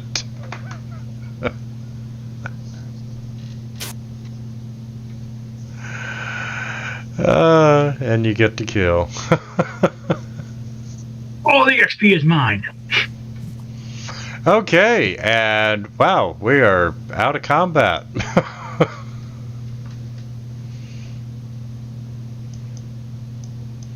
That was quick. Good job, Kira. So, do any of you visually challenged folks want this torch?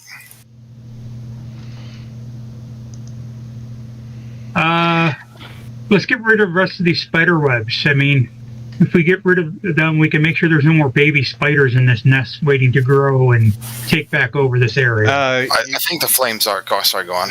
Yeah, the flames are going to take care of the remaining spider webs in this room.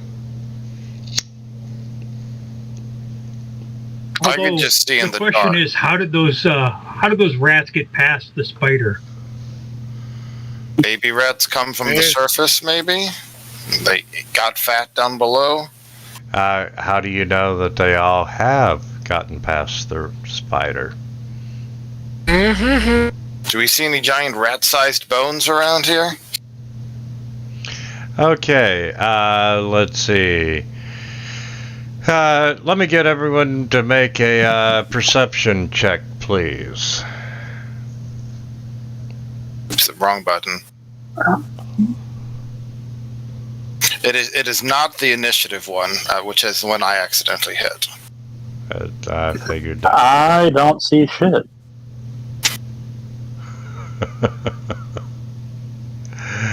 My armor's too blinding.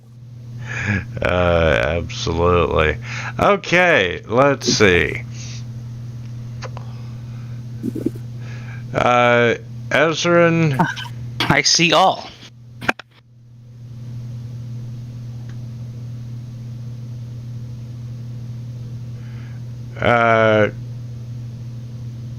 So, Volkoth, what should I ignore on you? The entire roll? What should you what on me, sorry? I'm wondering why the result says a nit.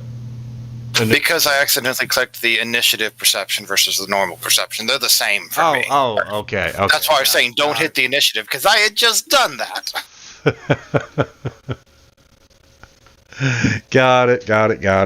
Okay, yes, you, Kira, and Ezrin, you notice a wrapped up bundle of bones and dried skin that have fallen out of the burning web. And it looks like it was some sort of small reptilian creature. And the bundle also contains a few items of value. There's a short sword that has a small emerald in its pommel. There's also a potion.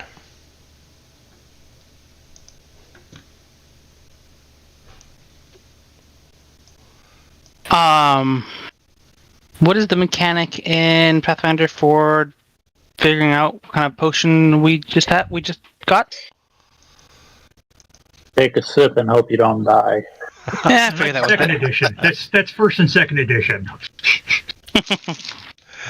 Okay. Let's see. You can spend 10 minutes trying to identify the particulars of its magic. If your attempt is interrupted, you must start over. Yeah, you,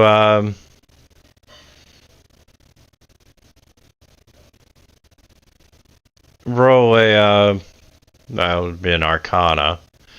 But yeah, you roll against a DC, and if you critically succeed, you learn all the attributes of the magic, including its name, if it's a legendary artifact or whatever, and whether it's cursed.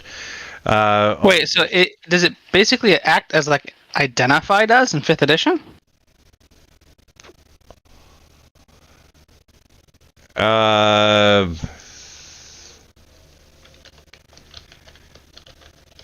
Let's see. Identify in 5th edition.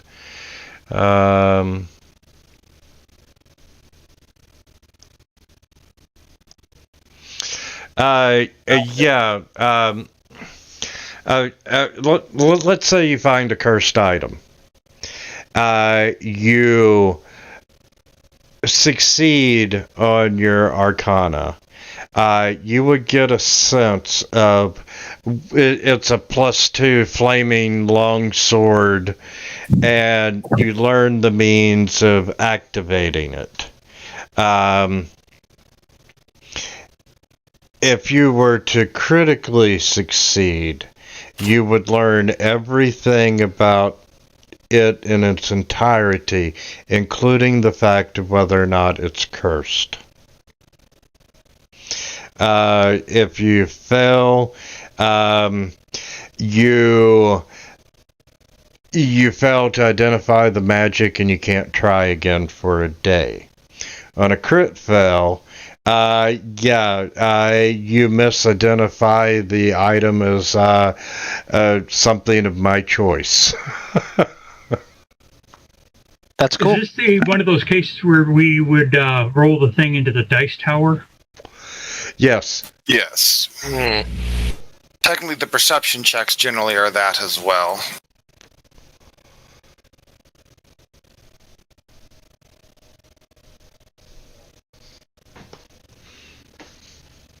Or is it possible for a player to move the position of the dice tower? Yes, all you got to do is right-click on the dice tower, choose Unlock, Gotcha. and then just drag it and put it wherever you want it. Okay. Yeah, it makes sense to have it next to chat. While he's looking at the potion, I'll try to see if I can find any magical signs on the longsword.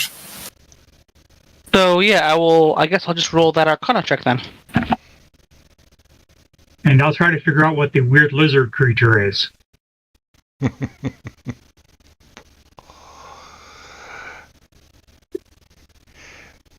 Okay, Volkov, yeah, you pretty much figured out that this is you're doing the short sword, correct?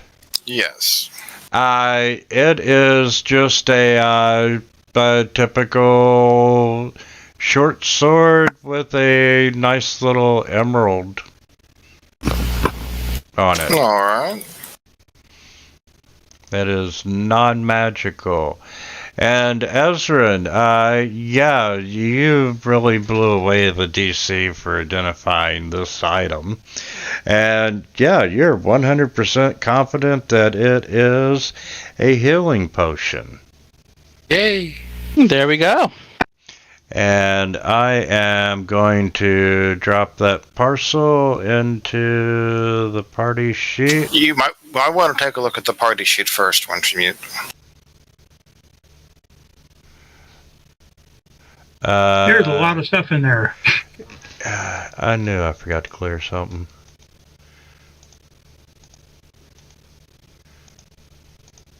And what skill That's check a did I lot need to of make knowledge. to identify the lizard thing?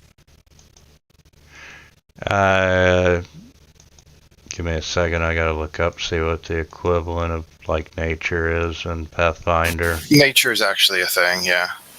Well, I wasn't sure if it was nature or if it was arcana or something else because I don't know what it is. This would be more nature than just looking at it. You're pretty sure it's not a magical creature. All right, I'm going to drop in the dice tower so I don't know what it is. Holy cow. I will be right back. Sure, we're gonna take 10 anyway. Okay. And, okay, the party sheet is finally clear. And, Oh, you got coins. I'm sorry? Coins. Gotta clean out the coins. And just a reminder on those rusty with fantasy grounds to open the party sheet in the right-hand toolbar underneath tool. You got the little people icon. If you open it, you will see the party sheet. If you click on the inventory tab, you'll see what's in the party sheet, and from there you can drag the little circle icon over to your inventory if you wish to take an item. Or you can tell me and I can assign them that way. And gentlemen, if you don't care, let's take a 10-minute break here. Well, I care. What happened to all of our gold that was there? It was magical gold. It vanished. No, we were gonna be rich. See you in 10. Okay.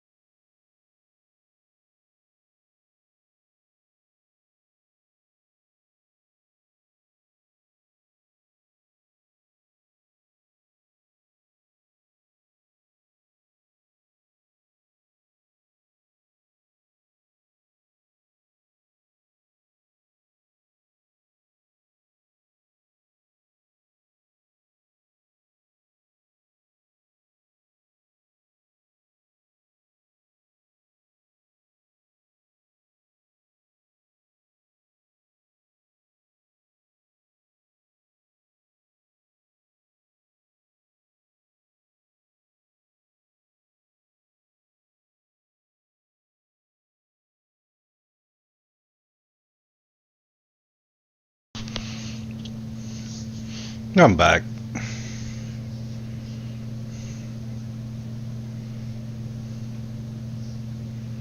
Welcome back.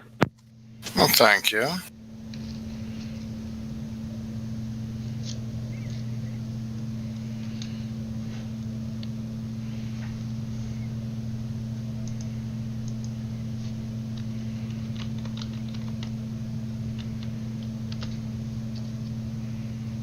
I don't have my ready check turned on.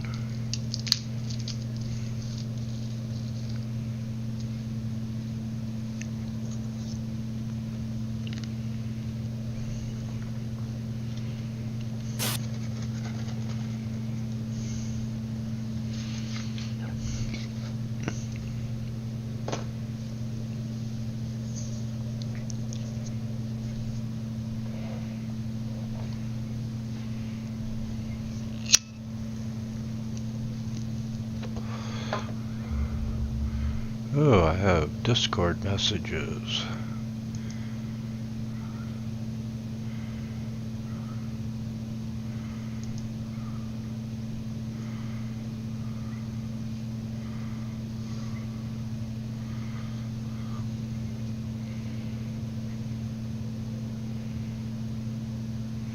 Okay, thank you for answering my question, but how about answering the real question? 42?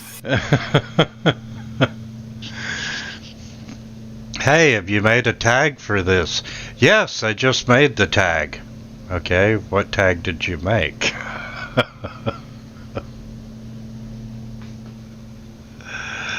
uh...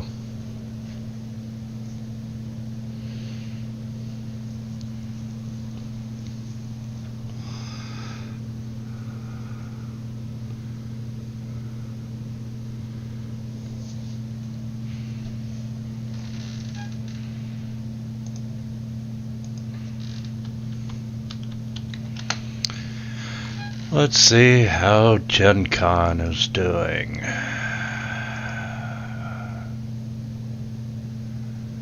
One, 2, 8, 9. I'm running a bunch of games, Fantasy Grounds games, for Gen Con online the first weekend in August. Yeah, I never actually go to conventions. It's too expensive and it's too crowded. Yeah. And, like an idiot, there are 20 Fantasy Grounds games running that are non-Pathfinder Society. And I'm running 11 of them. Wow. I've got 9 spots open out of 66. Out of what? Out of 66 spots at the table, I've got 9 left available. That's good, right?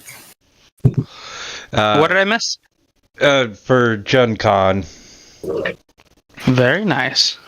And, hey, yeah, it'll be fun. It's all, play to learn, 5e one-shots.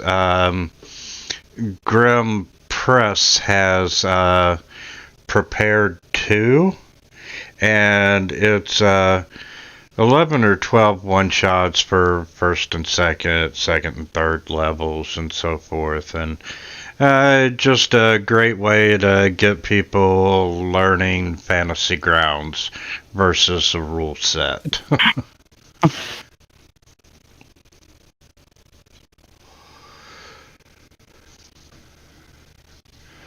But yeah, I was surprised.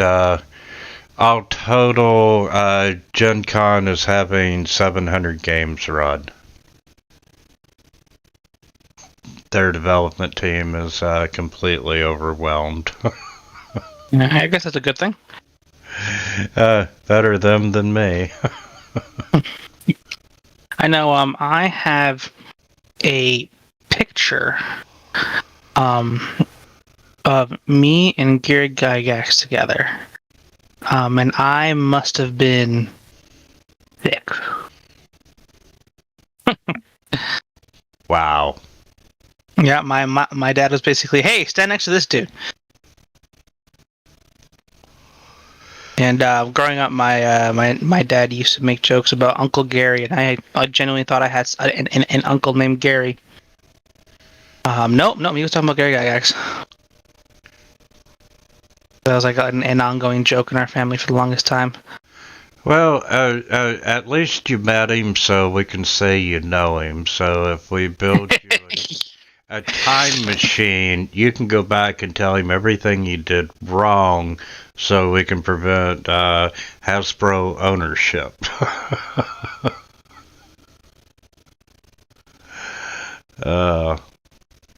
Yeah, no, it's. Well, the Hasbro ownership thing happened after they kicked him out of the company, so, you know. I mean, basically, all you have to do is go. If you meet a couple guys named Bloom, run away. Yeah, pretty much. Something simple, easy, change the timeline. Create a paradox, destroy the world. Is everyone back? You with us? Yep. Podcast? Yep. Okay, let's Kara, let's talk about what you see. And yeah, up those couple little steps. I was identifying the lizard creature thing.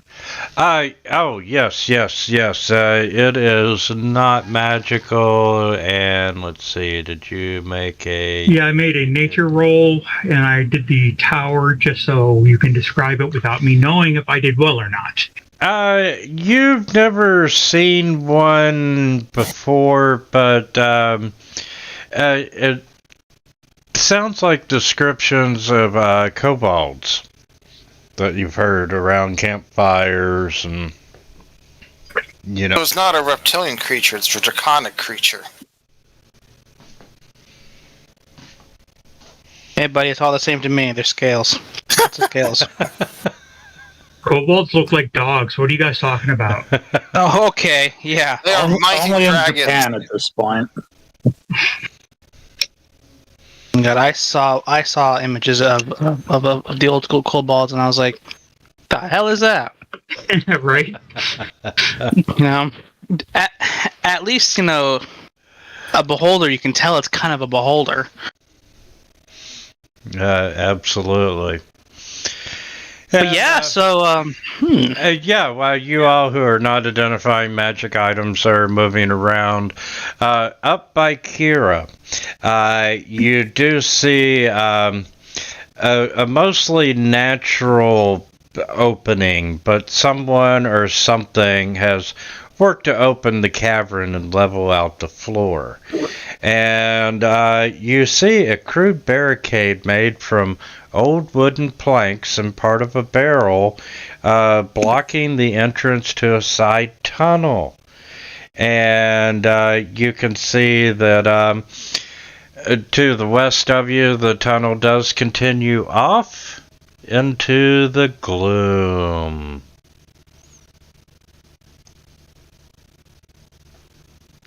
And over by where that 40-foot thing is, that's a dead end over there? Yes, that is a dead end. Okay, I just want to make sure. And do you guys want to split up the short sword and healing potion before we continue forward? I don't know if anyone actually cares about the short sword. If somebody does, they can have it. That's what I was saying. And the healing potion should go to probably a person who's going to get hit a lot. Like Belarus. Yeah, I'll take it. Don't make me take the healing potion, guys. Or you can make one of the clerics carry it and like force it down someone's throat if need be in combat. You know, you might want to give it to the person that's going to try to get healed by the dwarf. Make sure My you eat the deity glass tells me vial. to heal you to drink this. Just remember to eat the glass vial like a normal person. So, yes, you've got a barricade and you've got the passageway going on down. Well, And I assume it's been like another 10 minutes or so. Yeah. And I like I added that feature in there. I missed some of the 5e integration, not having access to the spells and so forth in the combat tracker. But my main thing is on the combat tracker, they moved the menu button from the bottom to the top. Huh. So, what would you like to do? And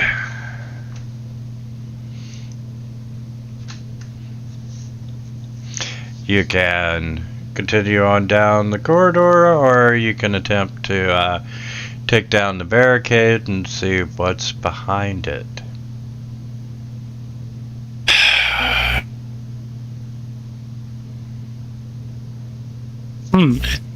Well, Based on line of sight, it seems like there's something glowing behind it.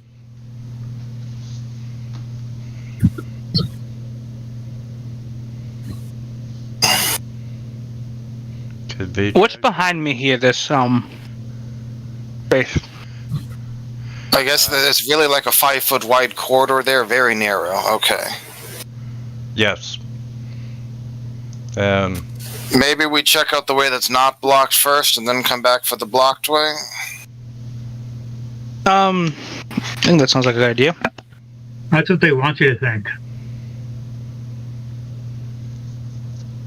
and leave danger behind you?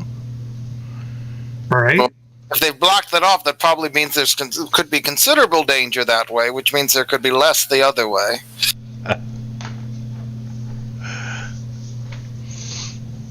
All right. Do I know enough about kobolds in character to know that they are tricky creatures? And they like to put traps You everywhere. want them to make a society check? Yeah, let's make a society check if you would. A thing like this that's about knowledge should generally go into the tower. I know nothing in society.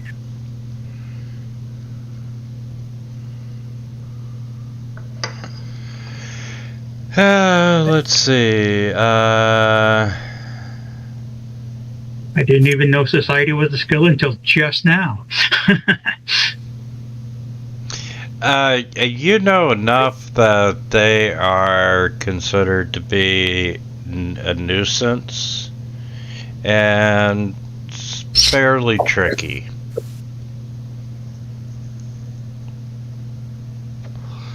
So, anyone that's standing by the barricade, if they'd like to make a perception check to see if they can see or hear anything down the corridor there.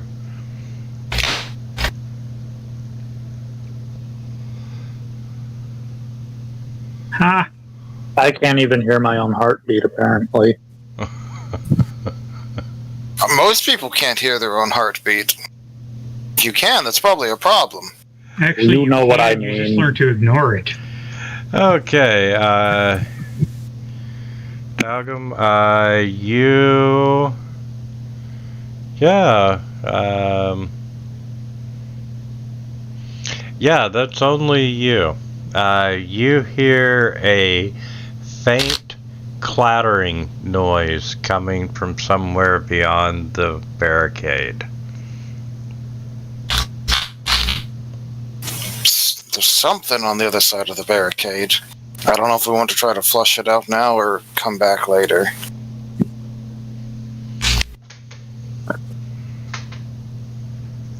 Well, I say we just handle the issue now if we have to. Okay. If you... Let's see.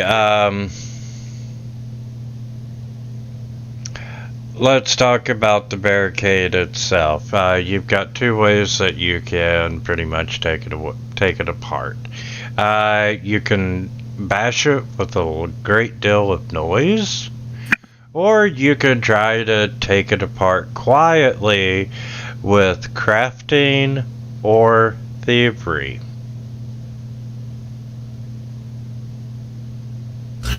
I'll try thievery. Fireball. And should you fail on the thievery, you make enough noise to alert the enemies. What if you fail on the crap? Never mind. Boo hiss. Did that go off? I got thrown You know, you're taking it apart. You're being very quiet, and you know, you're removing this large plank, and you go to set it up against the wall, and you set it on a rock, and it falls over and bangs on the ground, making a loud noise. Darn it. Or, like Kara suggested, you can try a hero point to re-roll it.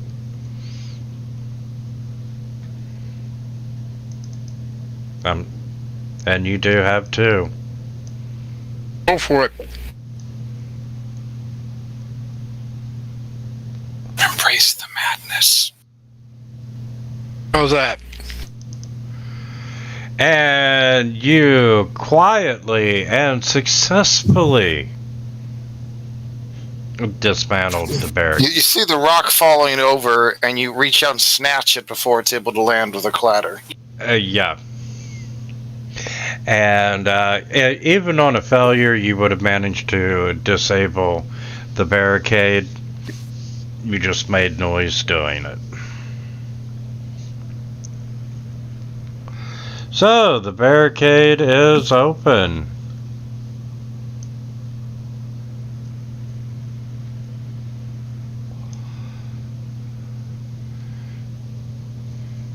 And as you start moving closer to it, and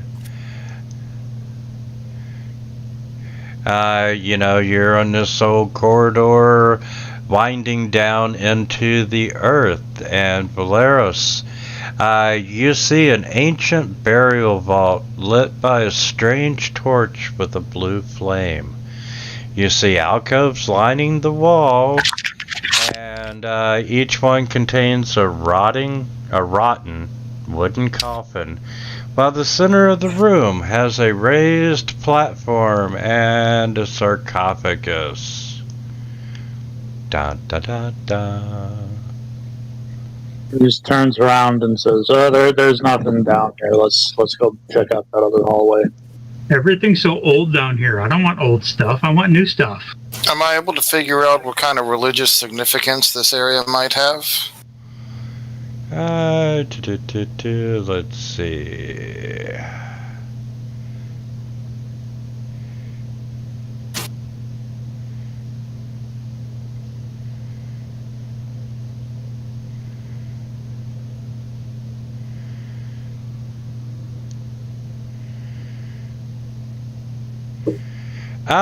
Yeah, not really. Save you the roll. Okay.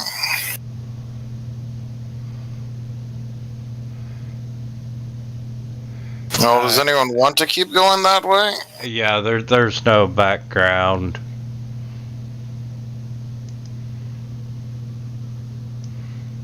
However, Can I use my detect magic? Is that really cantrip? Mm-hmm. Wow. This game is ridiculous. Yeah, detect magic. to... What is it in other editions, I guess? Because in Pathfinder 1 it was a cantrip. In 5th edition, Detect Magic is a first level spell. Yeah. Gotcha. It works the exact same way, but it is an actual spell slot. And the same thing goes for Shield. It's also a first level spell slot. Yep. So yeah, you want to do Detect Magic? Yep. And you are detecting that the torch itself. Let's see. The strange torch with the blue flame is indeed magical. Well, gentlemen and ladies, if you couldn't tell, the oddly colored burning torch, that's magic. And, Brilliant deduction. and that would be evocation. Oh, and I don't it's know. an evocation. I'm not sure he knows that with level 1 Detect Magic. Probably not. No, it's just the presence or absence. Yeah. He doesn't even know which one is the most powerful or within the area. It's just like yes or no. Well, that means it's probably worth something, so we should probably take it with us. Or we leave the magical object alone and go about our merry way. Imagine not looting. I think there's merits in both plans. Or BRB will decide that. You want to loot, you can go in first.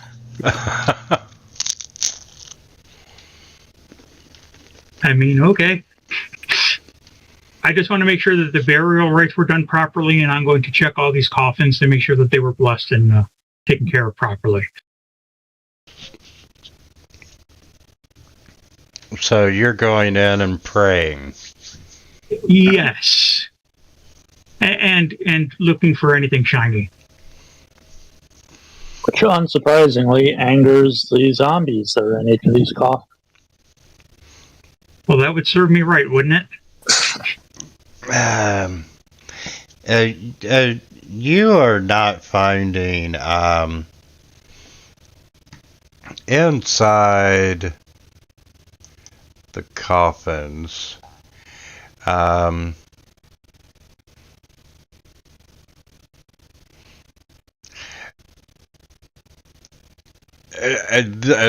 They're guards. And you can see that every guard was armed with a scimitar and a short bow. You can't see if there's anything of value in the sarcophagus without opening it.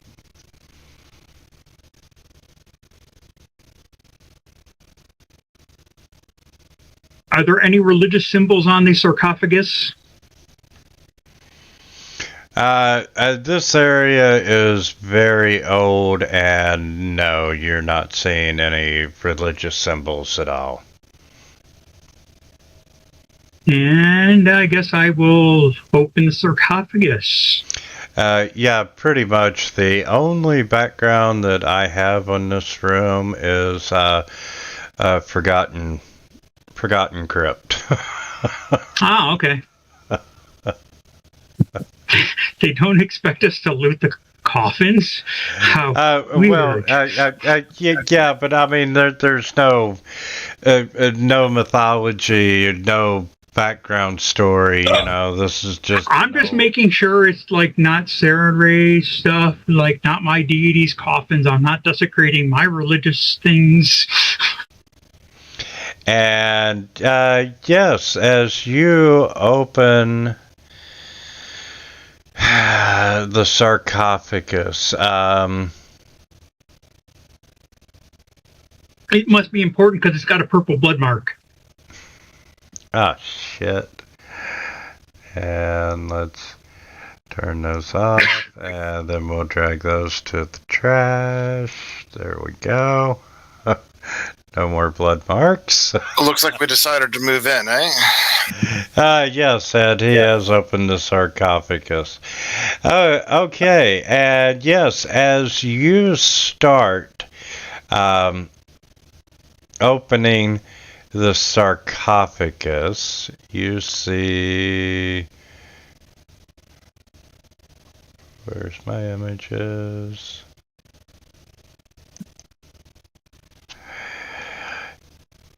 You see this wake up and start to rise out of the coffin.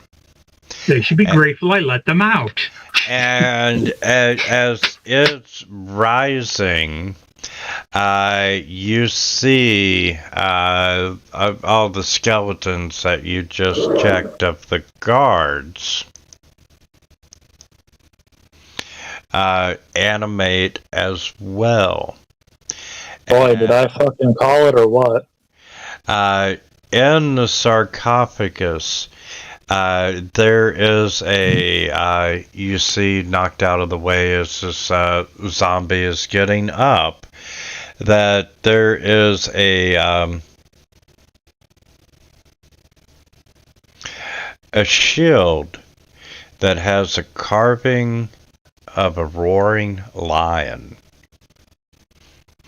And I'm going to turn everything on the combat tracker so you can see tokens. And gentlemen, you know what I'm about to say, so let's roll them. We said run away. Run away! Well, see, we had to face undead to learn how turning works. So you're welcome. We don't have access to turn undead yet. I didn't know that. Now I do. Actually, this one is to introduce the concept of immunities. And Kira, you're up first. How do I keep winning on the initiative here? Alright, I'm going to try a spell I haven't done yet, a cantrip. Disrupt Undead.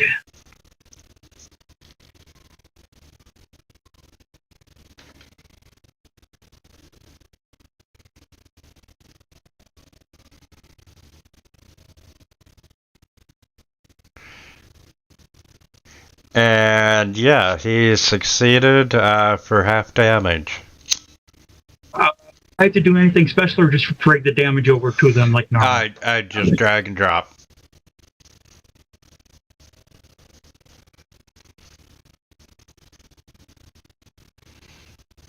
Alright. Okay. And I still have one thing left. I'm going to raise shield. Do you start with the shield? Yes. Why didn't I start with a shield? Well, it should have a shield. Huh. Yeah, I didn't see one. Maybe I don't know. You're right. Yeah, the raised shield doohickey at the top of the actions tab is probably just there by default. Correct. On the version I have, apparently it's different equipment because Kira has a shield on that sheet. I expected to have one too, given we had a one-handed weapon. I'm like, shouldn't we have a shield too? But we didn't, so I'm like, okay, I guess we don't have a shield. Okay, well then I guess I'm not raising shield, and sorry about making that mistake earlier. I just assumed there was an error. Can we draw and quarter him now, Wintermute? Yeah, absolutely. Hey, I think I'll work on that right now. And yeah, nope. Let's lock tokens. That's square. I'm just going to close my sheet for Kira because it's completely wrong.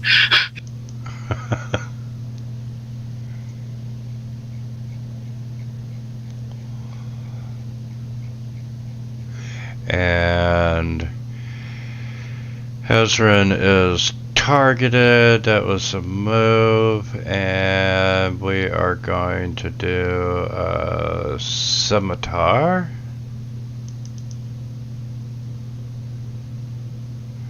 Ooh, and that was a hit.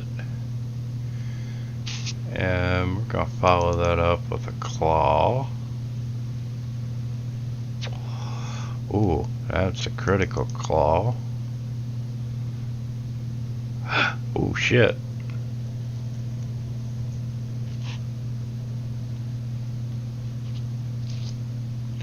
Ezran. Okay. You know, wow. I'm going to do something upon seeing that crit. I'm going to shout out, Torag protect ye, and throw my hand out at Ezra.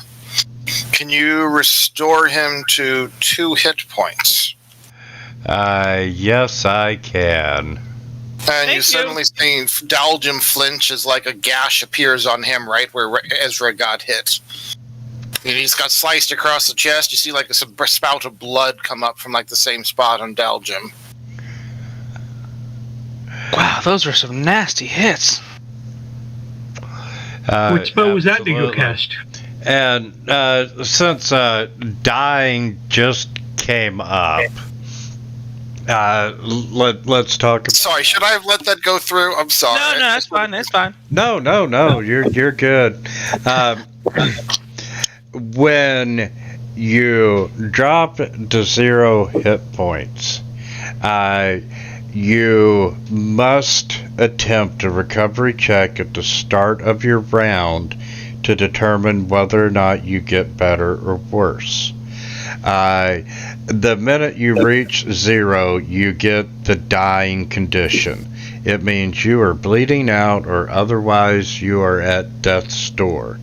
You make a recovery check, which is equal to your, it's a d20 roll. The DC is 10 plus whatever dying condition you are. Let's say the first time that you get dropped, you have dying 1. So you have to roll a straight d20, and if you roll an 11 or better, your condition your condition improves. You lose the dying condition, but you are still at 0 hit points and unconscious.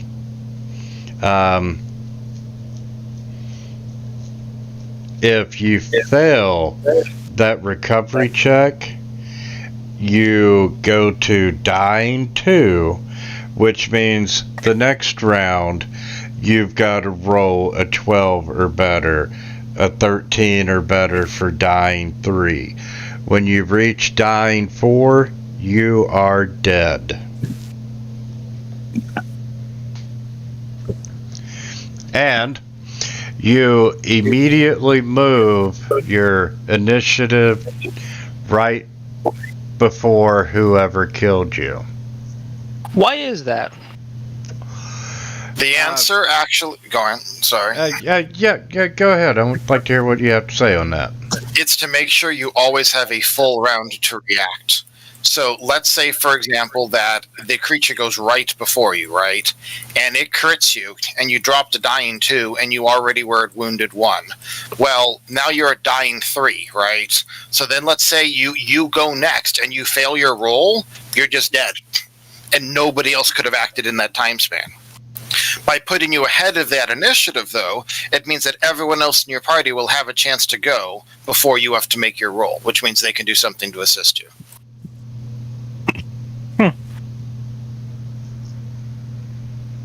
Interesting. Very good.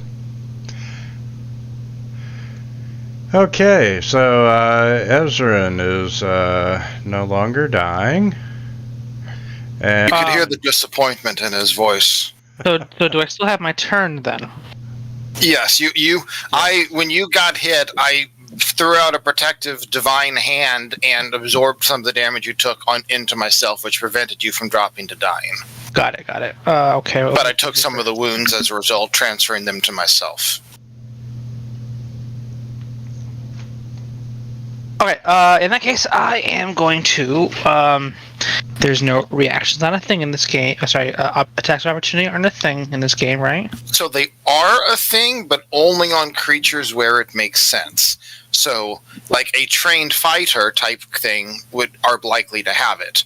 Or a very combative demon. But not every random thing has it, only those trained in it. Got it.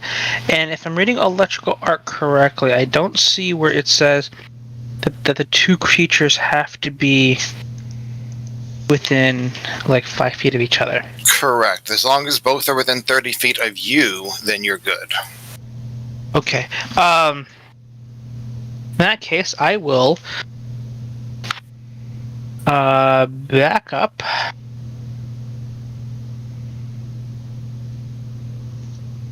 And we'll back up, and then I will go ahead and Electric Arc. They both have to make the save, right? Yes. Got it.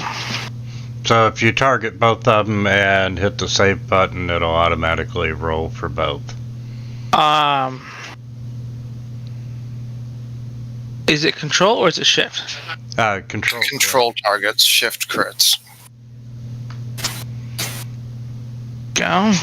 Yep, you got them both targeted.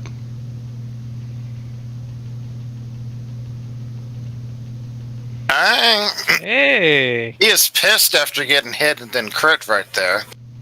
Very nice. Good crit. And I'll do me some damage. Hey. Nice. Well, you want the good news or you want the bad news? How can there possibly be bad news in this? The skeleton you zapped in front of you barely flinched. You only did 1 damage to him. He did not give a shit about your spell pretty much. Oh, well. It was nice being part of the living, ladies and gents. I probably should have moved a little more, shouldn't I? Well, here we go. But you decimated that zombie. I mean, it like exploded. Yeah. That was worth it. That was the good news, yes. That was the good news. Alright, and I'm pretty sure that is everything I can do. That's my turn. I feel badass. Alright. Skeleton 10 says, I'm glad you feel that way before you die. I'm gonna cry myself to sleep, I guess. I mean, I can try. I'm gonna scoot down here and... Come on, Sheer. We'll think positive. Go ahead and change your dice. I did that already. They're kind of blue. I'm gonna shield bash because I gotta do a hit on my shield that makes it do slightly more damage. Wait, do you have a shield? Well, Valorous Yes, does I have have a shield. I didn't realize it was set up as a weapon for him, though. Yep. Could be set up as a bashing weapon. It even has shield boss, which does more damage. Yep. And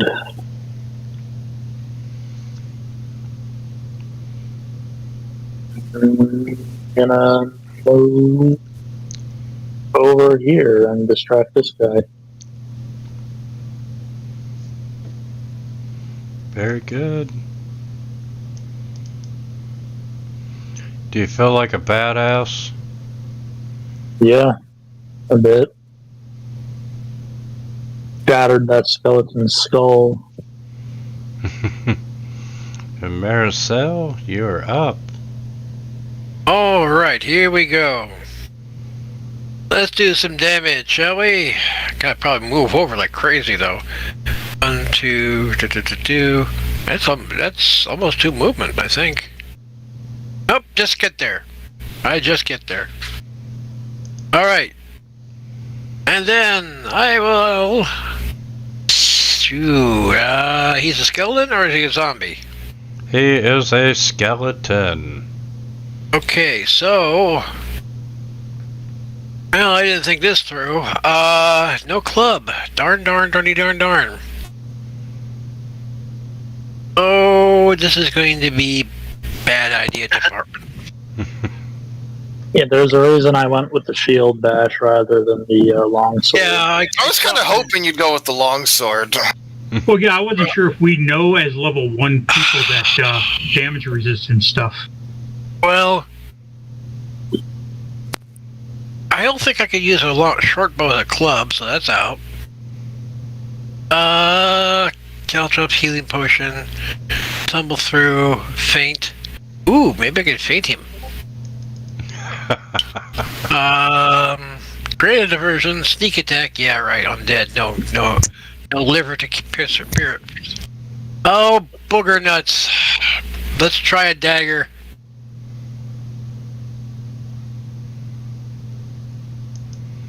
Something's always better than nothing. Okay. Well, that's about the highlights. And yeah, Anything else? Been a miss. Yep.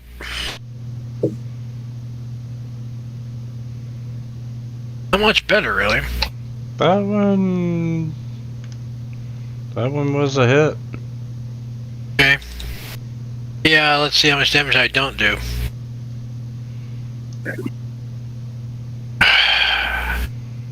I think you're... 2 of 7. Yeah. Okay, take half damage versus piercing. Alright. Alright, that's it for me, boys and girls.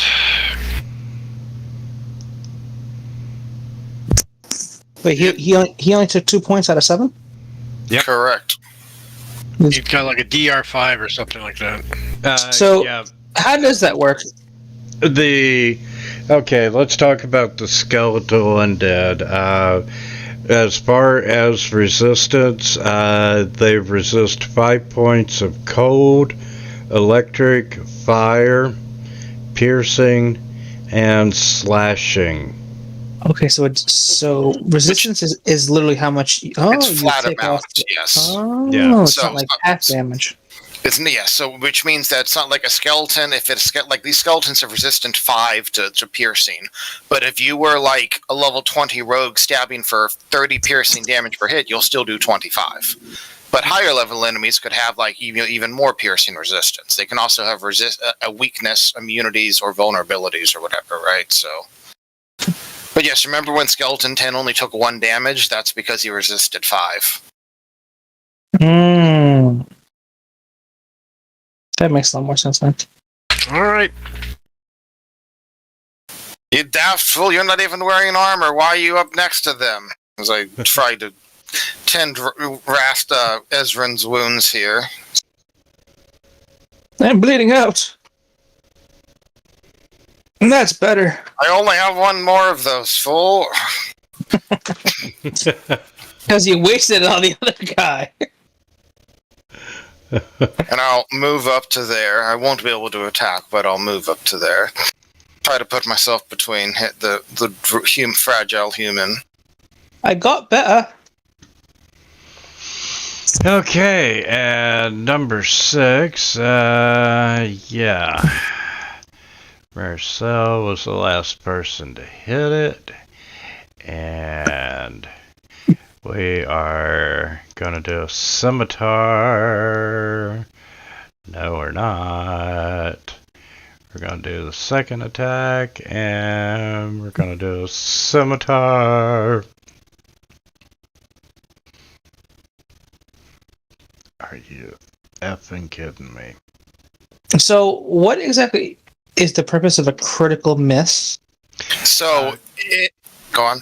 Yeah, a critical miss says that the attacker missed you by 10 points or more. Oh yeah, I understand what.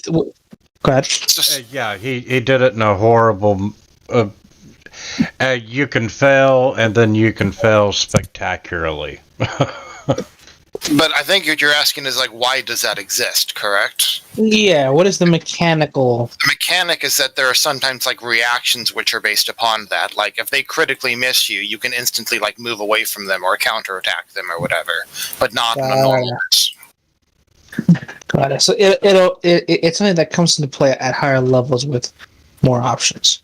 Yeah, I'm not saying this is an actual thing. I don't know, but I'm saying something like this is probably a thing. Like a swashbuckler, if they critically miss you, then you might be able to like feint and riposte at them or whatever, right? Because you managed to throw them off their balance enough to get a counterattack or something. Got it. And there are other things like fighters get something called certain strike, which means even on a failure on a strike, they still do some damage, just not all full damage. But on a critical failure, they don't even get to do any damage. So sometimes there's stuff like that too. Okay, the third attack sucked. And we're going to see if we're any better against Kira. So that was a move. Yeah, that I saw sparking, so yeah. And then we're going to the second attack. Oh boy! And so whose idea was it to come in here? I think it was the rogues. It's always the rogue. And Kira. Well, ouch.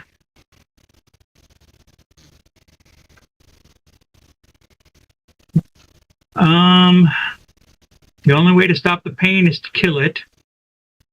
So I'm going to try disrupting it again. Or disrupting this one. Ooh, and he failed.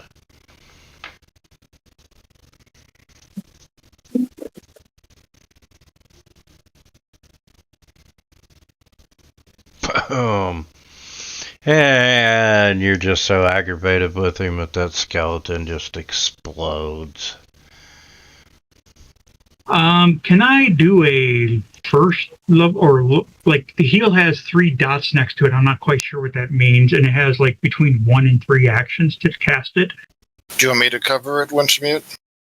Yeah, if you want.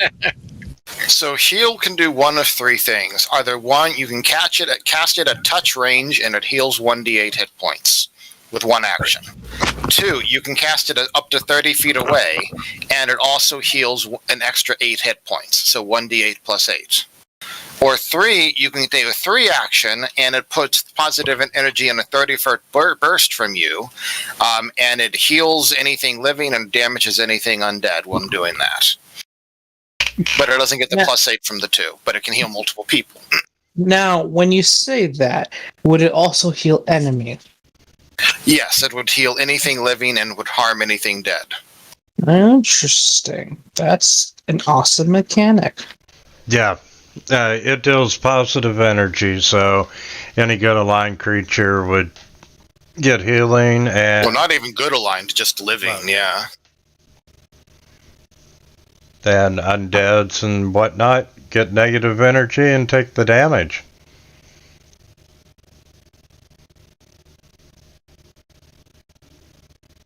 All right, so to use this one, I just it'll automatically know if I just click the heal 1d8 to use like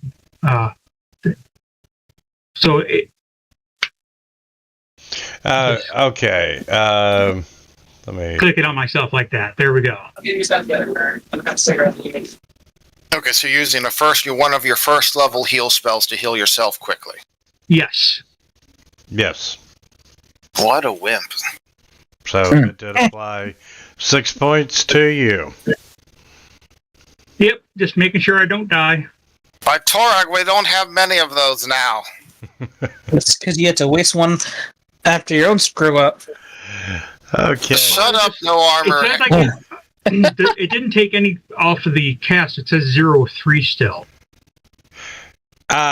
Okay. So it won't automatically know whether you're doing any of those 3. You just check off one of the 3 heals from your divine font. Oh, there's a little checkbox. Okay, I didn't know that was a checkbox. Yep. Gotcha. Yeah.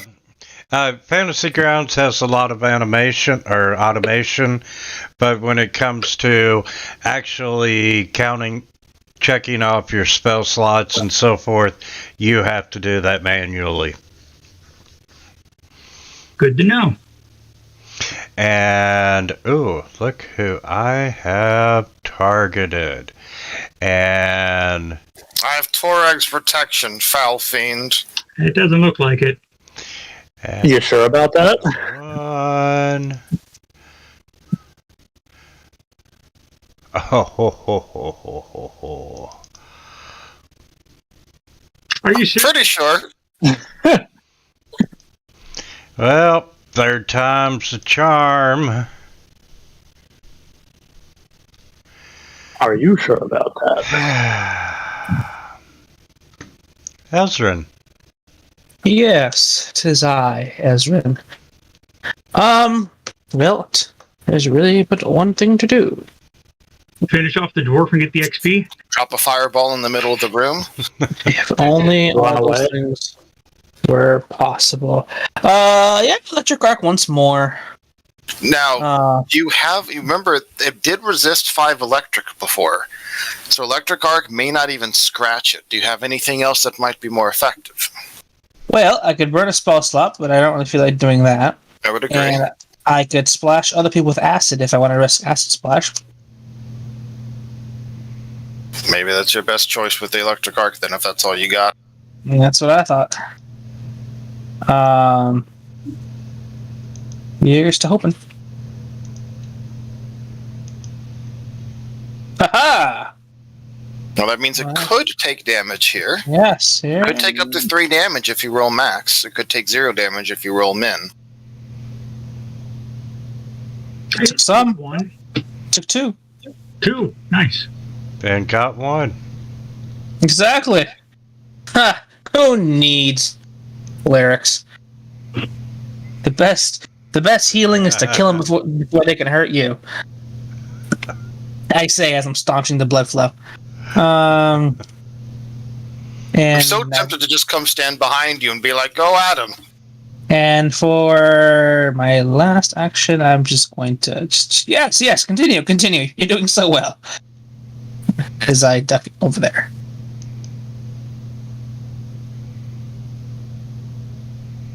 Alright, cool. I have just enough movement to come up here. And present skeleton 10 with absolutely nothing.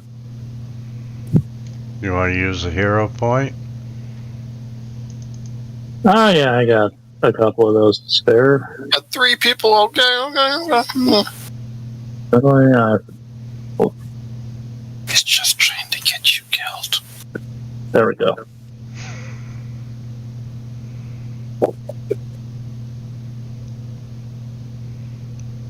See, it was worth it.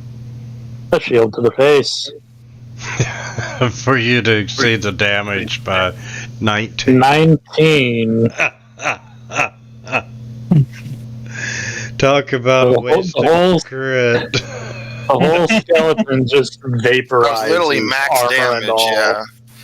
Literally max damage. Can you damage your weapon or shield from hitting it too hard? Maybe. And then I will come down here because I think we're done here. We will be here in just a moment. And we bring open the party sheet again. There's the crypt. Okay. And yes, the room treasure. And we're just gonna say that you did your identifying, but you end up with an ever-burning torch and a polished shield that is worth 5 gold pieces. Ooh. Literally shiny. While they're busy with that, I'm going to try to treat some of my own wounds. Not a problem. Don't hurt yourself. Let's find out. I, in fact, did not hurt myself. Be funny if you did. But I also do not tend myself to full hit points, so... Yeah, I should probably do the same. I'm pretty sure I'm hit. How do we do that again? Yeah, start with rolling a medicine.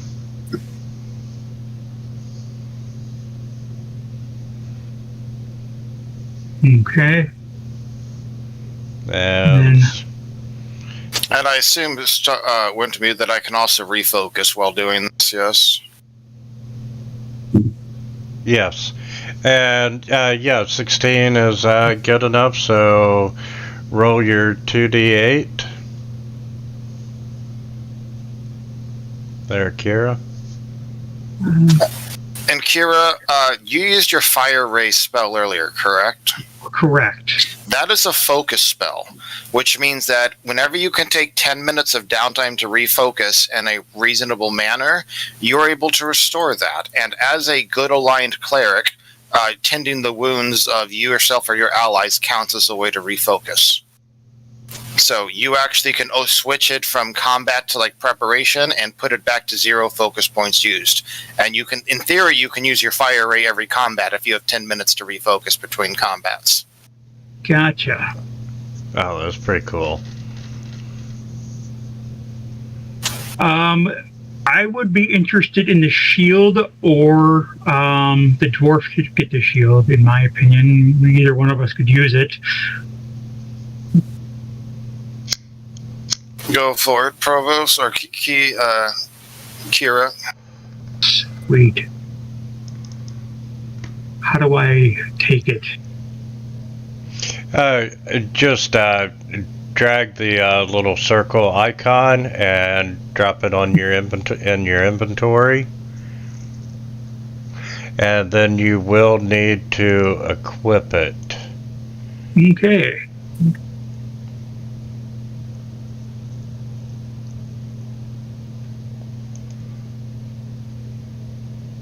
I have equipped it. Okay. And I'm going to refocus for my spell for the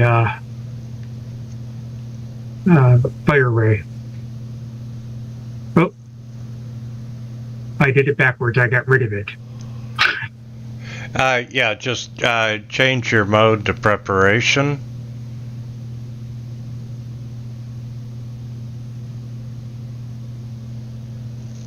Okay, and then hit the add item. And then you can give me a second, Kira. I don't know what I'm doing. Okay, and we're adding back what again? I was, You just need to set the focus points from 1 out of 1 to 0 out of 1. yes. Ah, God. Maybe. Focus. Ah, there we are. And okay, so you have focus set to 0 out of 1.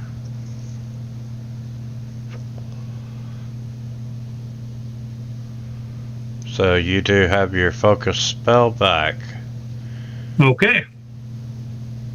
Or should that, yeah, that should be 0 out of 1 instead of 1 out of 1, right? Yes, should be 0 out of 1. Okay. I know, it's weird. You would think it would be like you have 3 out of 3 points left, but it's 3 out of 3 points used.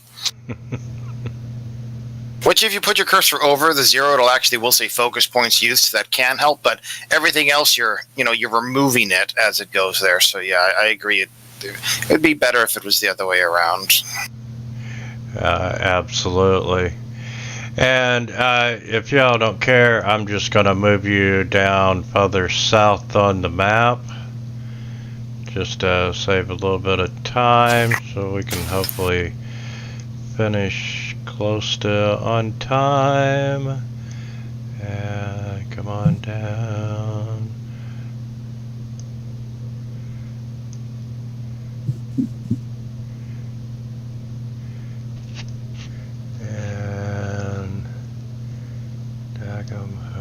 saying.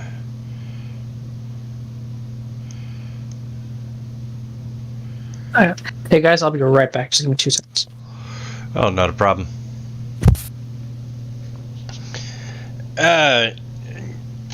Okay. Yes, as you move further down deeper, you see a ledge that's about 10 feet high, and from your vantage point, you can see that it's a level ledge, and you can see the top of 2 double doors.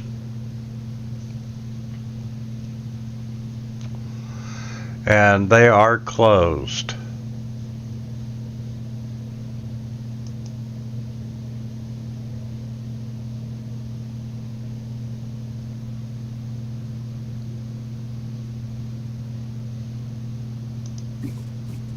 Can I go up and listen at the door? You'd have to climb. Oh, how high is it again? 10 feet. Always 10 foot. All right. Yeah, I'll climb. So yeah, make an athletics, please.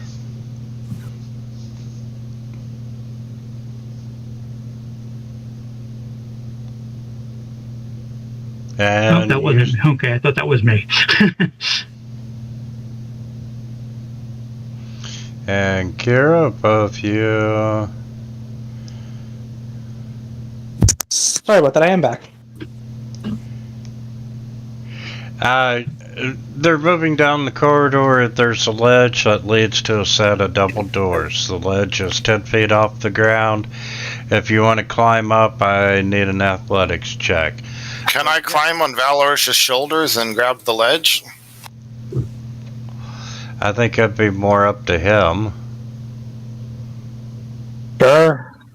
If that would make it easier. Gonna lift him up on your shield? That'd be even better. And I'm gonna Elevator. unlock tokens and move you down. So, yeah, you get up on the ledge. There's a set of closed double doors. Oh, I thought it was way to the south. Okay, no, it's the one. Oh, okay. Did that roll show up? The athletics ones? Yeah. Yeah, they showed up in the chat log for me. From Marisol my- Kira. Interested. I rolled it, and it did the rolly thing, but then nothing happened. Athletics? Yeah, if you don't drop it into the chat window, it's Oh, boy. Yeah, you don't even get up off the ground.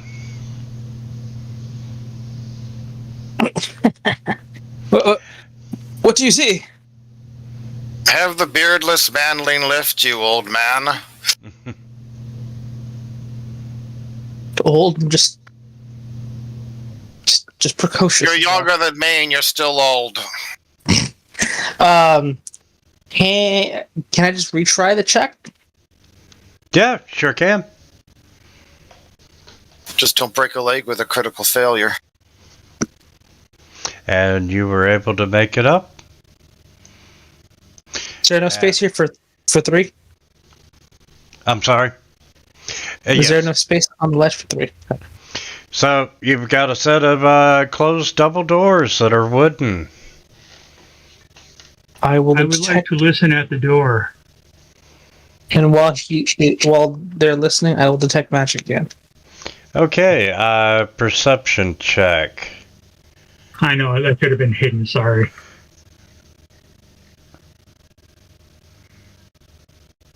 You're fine. And no, you are not hearing anything come from the room. Magic, your detect magic, you are detecting magic coming from inside the room.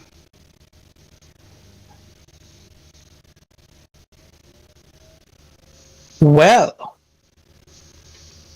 Alright here, whippersnappers. We got some magic coming from the room.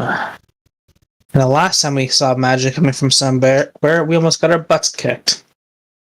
And by we, I mean me. That's right, young one. You should go first. But look at this lovely shield I have now. Well, then by all means, go first. Show us the prowess of your shield. I think Marcella's doing something to the door. Well, I was going to try to unlock it.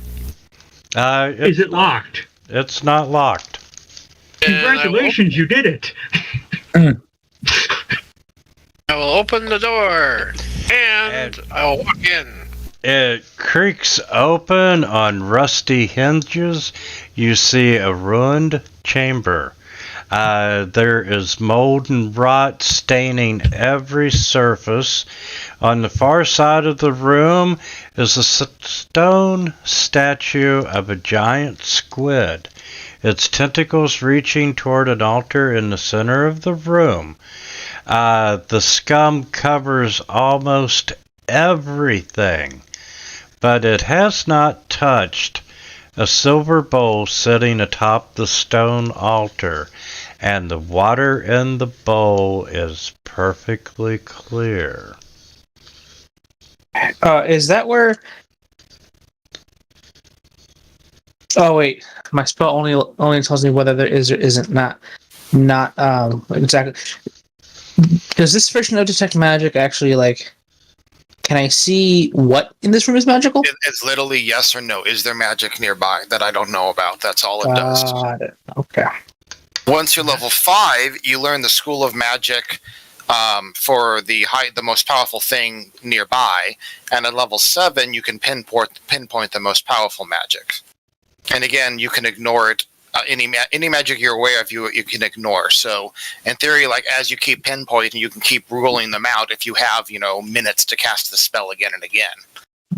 But if you're in combat, you probably don't. So, I would like to see if I can identify the altar with my religion knowledge. All right, throw a religion, please.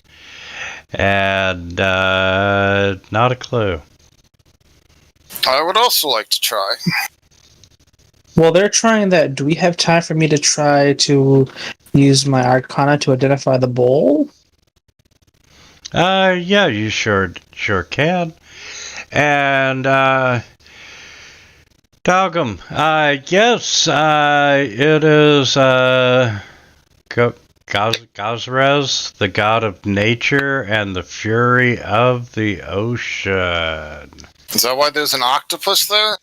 Yep. And the Arcana,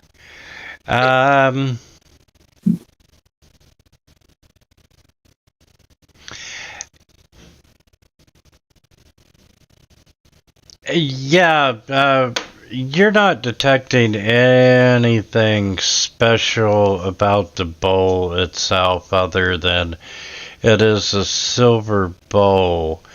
But it just...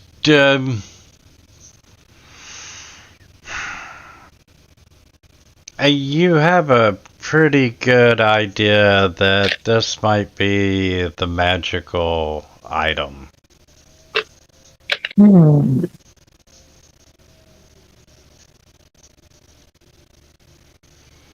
once again, the water in the bowl is pure and clean. Alright, well, who's gonna drink it? I want to be pure. I'm not drinking that water. Oh, That just come on. seems. Well, we've got to do something. You can't just ignore it. I mean, we could. Poke it with a stick.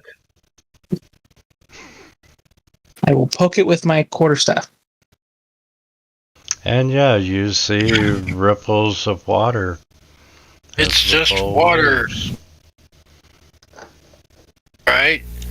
You drink it, or you don't.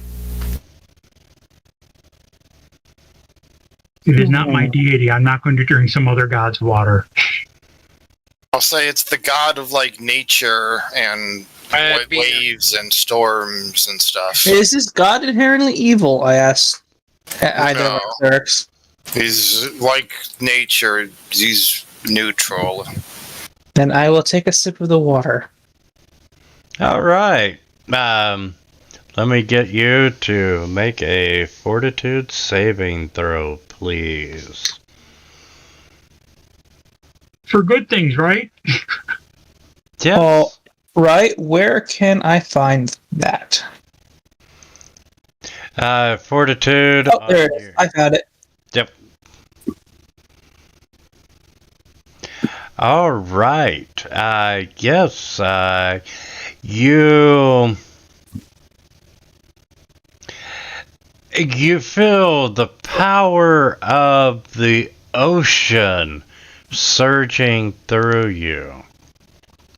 And for the next hour, you can call upon the ocean's might to fortify yourself against harm. And you actually get a reaction that you can use when you get hit by a critical hit that turns the crit into normal damage. Nice. Excellent. And, let's see.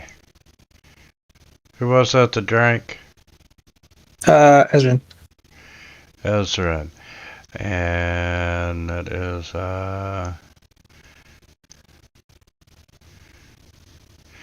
you feel much, much better.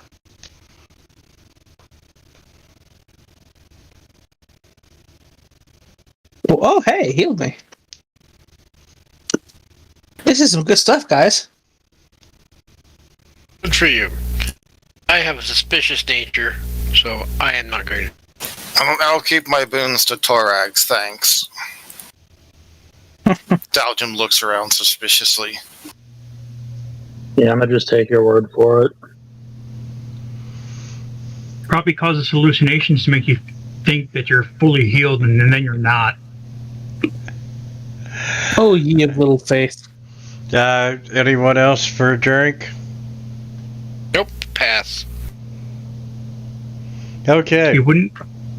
Anyone that would drink from the bowl would regain 1d8 hit points. However, if you fail the saving throw, you're sickened for the next hour. And you take a -1 penalty to all d20 rolls, your armor class, and spell DCs. Oh, jeez. Yeah. Like I said, good stuff. Good news is about sickened is you can throw up.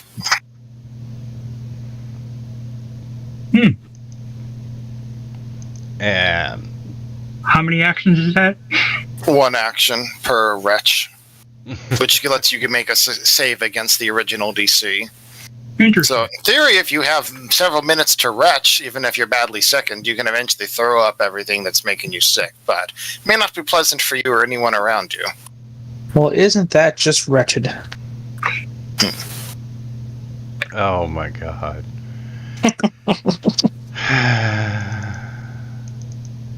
Well, It wouldn't be D&D without puns. So we're in the third hour, so everyone gets hero points. Woohoo! That would be 2. do we proceed along the corridor? Yes, but be careful. How big of a step is there between this ledge that we climbed up and the other ledges? Is it also 10 foot high? Which other ledges? To the south. Yeah, those are more like stairs going down.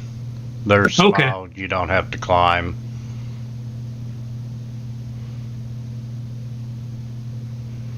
So, yeah. Do you have to make an acrobatics check to jump down? No, I'll just let you. Onward! I feel empowered. Yeah, as you start moving down the corridor, and we'll see who's paying attention to the combat tracker. Oh boy. You see a large room that looks like it was once a storeroom for a building above you. At the far side, you can make out what at some point would have been a cage or a cell, but now it's full of crates and barrels. You see 4 lizard-like creatures the size of human children are clustered around the door to the cell, trying to pry it open.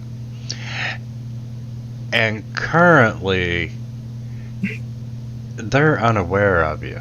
They're focused and trying to get the cell opened. So, Does this look like the reptilian from earlier that we identified as a kobold? yes.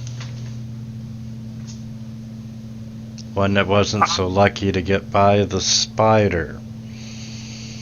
But I will allow you all a movement action, or a round to actually move into the room, and then we'll roll for initiative. I was going to cast Bless.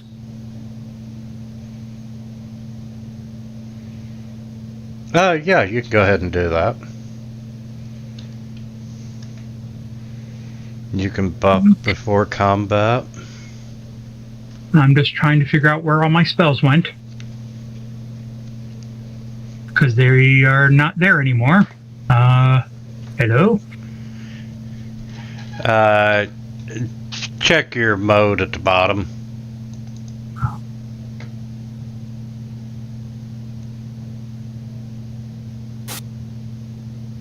I don't know where they all went.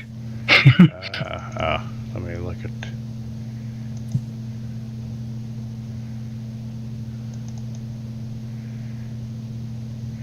Let's see. What are we missing spell wise? Let's go back to preparation. I didn't delete any. I don't know where they went. Maybe I did delete them. I know what the issue is.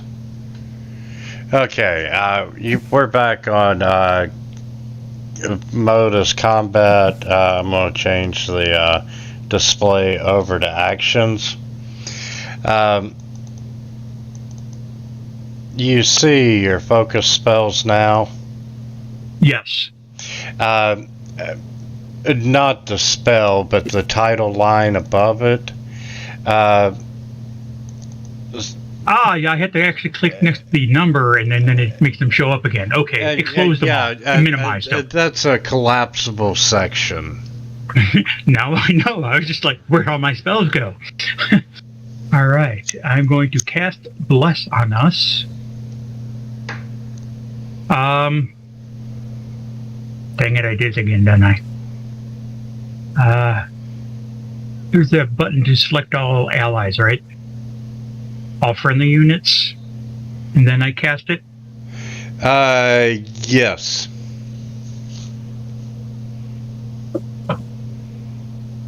And 1, 2. I accidentally hit it twice. Sorry about that.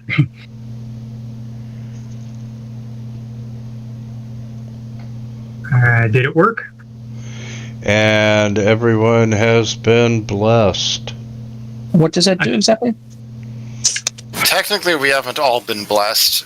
So, bless starts going out 5 feet away from you, and then it expands over time if you just choose to increase it. So it doesn't bless all of us automatically.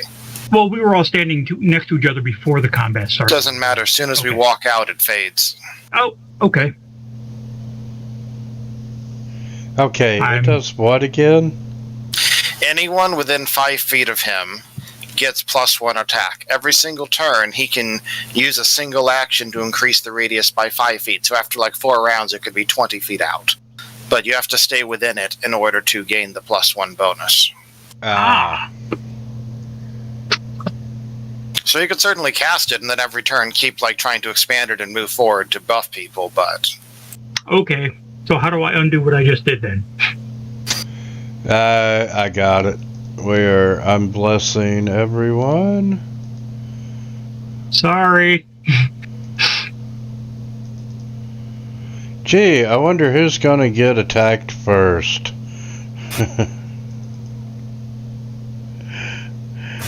Ezrin? Yes. I didn't see them. They weren't there when I moved up.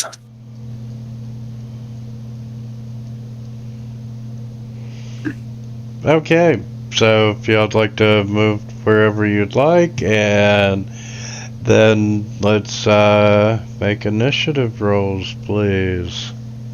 Yeah, just right there. I'm going to have to go first again, apparently. Wow. It's never a bad thing to go first. You can always just delay if you want to. I know. I'm going last. All right. I will use one action to expand my bless. Hold on just a second. Who are we missing? Marcel. So you might want to put a tracker on yourself that's tracking the duration because it's 1 minute, right? So you probably want to put a tracker on yourself tracking Bless's status. And how do I add a tracker to myself? You would... Can you add an effect to yourself personally here, or does it always have to be... I think it has. So under Bless, what I would do is I'd right-click in like the open spot to the right, click on Add Spell Action, go to Add Effect. Tell me once you've done that. Okay. See, I'm in the combat thing, and Bless has disappeared because I hit the little button next to it. Gotcha. You'll have to be able to switch to Standard or Prep to see it. Okay. Then, have you done what I said, or do you need me to repeat that? Repeat that one more time, please. So find Bless, then there'll be like, there's 2 buttons there, right? Go to the right of both buttons, right-click, click on Add Spell Action to the right. It would then click Add Effect to the south, to the bottom. Okay. Now you should see there's like 3 buttons. One of them, however, is blank if you click on the Expand Magnifying Glass to the left, or to the right. Okay. So on the new blank one, you should switch the target thing to say self. So click on target once on the blank one, and now it'll say self. And then click on the magnifying glass to the far right of that one, and it'll open up another window. Under the description conditions modifiers thing, type in like bless duration, 5 feet, and then set the duration to 10 rounds. Then whenever you cast Bless, you put that on yourself, and then whenever you expand it, you or the DM edits that and, marks the new thing, and that'll track until when the spell itself wears off, too.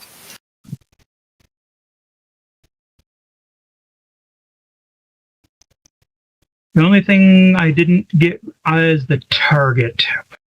Okay. So it'll say it on the far left. You got it. It's targeting you. All right. So now that I did all that, I just dropped that on myself then? You shouldn't even have to drop it on yourself. If you just click the far right one, it should automatically target you if you did the target thing correct. All right. It'll say self. And so then I winter mute. It says 10 feet already, so we can probably just leave it as that. Technically, it should be 9 rounds, I guess, but I don't know if you really care. It's unlikely the combat's going to take 10 rounds anyway, so... and then whenever that expands, that way we know how much time is left and we know how big it is. Okay. All right, so that was an action to expand it, and... which means that myself, you, Valeros, and Ezrin all get the +1 right now. Unless I move. Unless you move, yes. So you could figure out if you're going to move away first, then do that first, so we know. Yes. Yeah, I'm going to move up to here. That way I'm in combat range, and then put my shield up. Okay, so Valeros still gets the +1, though. And I figure he's going to be charging up anyway, so he'll be in range. Okay. So I have to put the blessed status on him? Yes, the +1 attack bonus thing should go on him. Oh. So I just have to do that manually every time someone comes in range. Yes. Annoying, but can be done. have to move. So, Have to see if there's a bless extension like the aura for 5e. every round you can extend it more, so let's go 5, 10, 15. Yep. I And know, it's just frustrating because some of that stuff, it's not automated at all. Maricel, can I get you to roll initiative? Or Oh, sorry. yeah.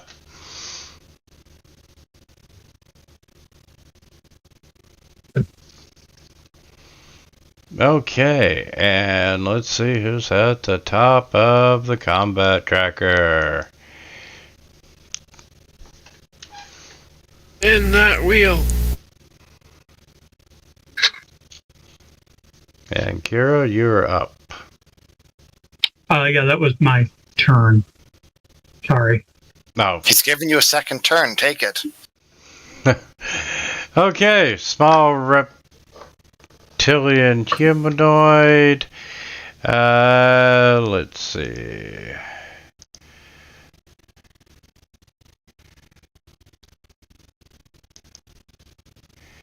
And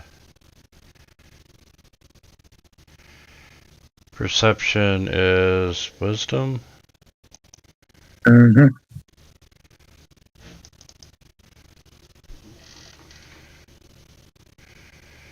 Yeah, and yeah, can I get you out to make a stealth roll? I guess. Stealth roll, you said? Well, yeah, all he's done is move forward. No, Wait. yeah, never mind. My Okay, I was feeling confused. Like, are we hiding or something? when you got with Kira, when you got within 10 feet of the humanoid, of the kobold, it would have noticed you. So he is no longer flat-footed. Actually, he would have noticed both of you. So 14's gonna come up and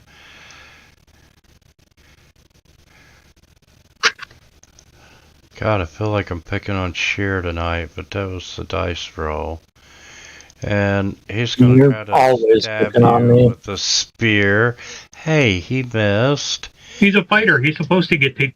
twice, and he did a move action, so you're safe. This one hears the sound of combat, so he's gonna move up there and pick on Kira. And Kira is not flat-footed. Ouch! Yeah, multi-attack 2. That's a miss with the move. And Valeris. Alright, well, I am already right here, so I can just take all of my swings at one time.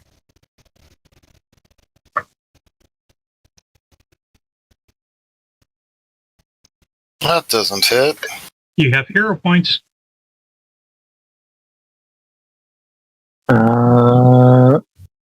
I do. I guess I might as well use one since I have had two again.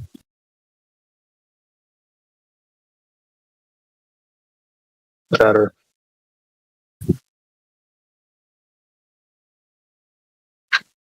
Okay. Well then, See, aren't you glad you used it?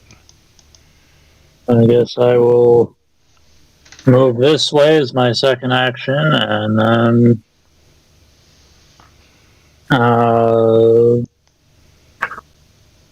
swing a Kobold 11. Rip. And 11 is no longer flat-footed.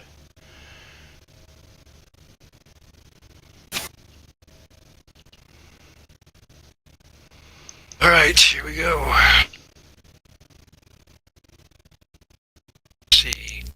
I want to use the short bow. clear shot. I have to move. Yeah, you're gonna have to move.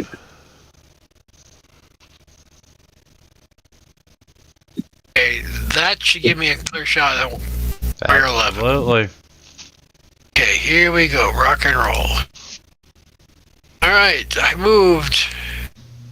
And here we go.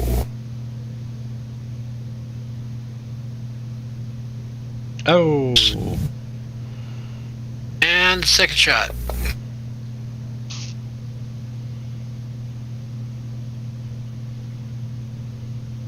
That's it. That's a hit. Okay, damage is...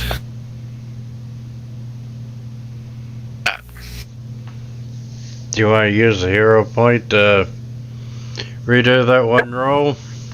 Nope, I'm going to take it as is. Alright. An interesting side note, I tried to put returning on a javelin. Apparently a javelin, you need a magic slot to put in any kind of weapon. You're like really quiet all of a sudden. Okay, sorry. No, I was just making an observation on a javelin. You can't enchant it. Why couldn't you? It says something about an open slot. You know, I was going to make a returning javelin. Nothing. You should be able to. Yeah, I know. That's a funny bit. It's on Hero Lab, it says. Anyway, that was a sidebar. That's on. Oh, you should be able to enchant it. I don't know why you wouldn't be able to. Yeah. Says I can't do that. Why does it? Okay, I don't. But I'm saying outside of Hero Lab, like I've no idea what's going on with that. But like by the rules, you should be able to. Yeah, I thought about okay, hey, a barbarian raging with throwing the javelin like a crazy. In fact, I can tell you there is a specific magical javelin that is definitely enchanted, like on the in like the rule books. Basically, like you can definitely enchant javelins. All right, just interesting sidebar. And Buckoff, you're up. All right. I was going to try something, but now you know what, the hell with it. It's probably the end of the session here. So I'm going to walk up and say, Torag, bless your weapon. And cast a spell on, reaching out and tapping Valoros's longsword with my warhammer. You have magic weapon spell? Uh-huh. I didn't get that spell. I changed a few of the things to be Torag themed so we weren't literally copy-pasting of each other. Ah. So I gave up whatever one of your other level ones. I gave up Bless to take magic weapon instead. And I changed the focus spell, etc. this kobold is gonna come up, which flanks Kira, which makes Kira flat-footed, which gives me sneak attack. Is this... Move. Can I use a reaction to use my shield to block? So if you would have to have the shield block reaction, and I don't think you have that because you're a cloistered cleric. If you were a battle cleric, you would have it. Ah, okay. Good to know. Sorry. You're basically a wizard. You're wearing like light armor. Yes. Ow. So that's just the start of the pain. That was just the first attack. No, that wasn't even the full first attack.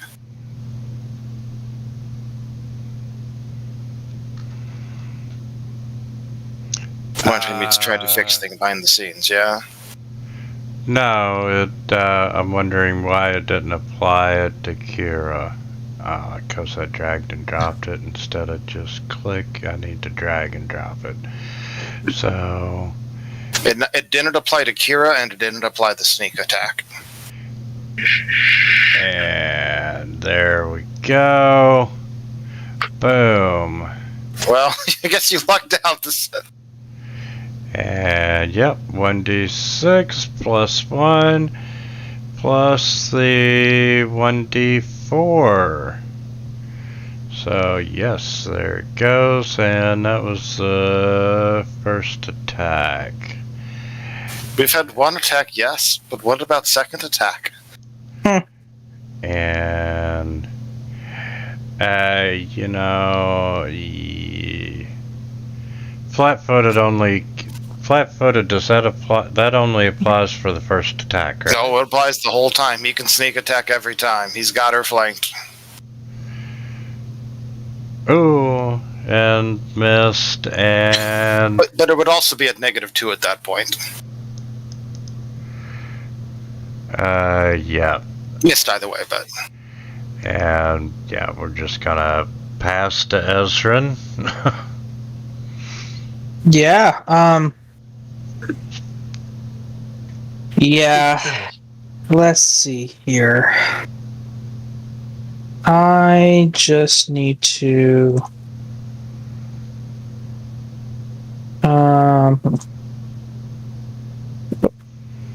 It is a 15-foot that big.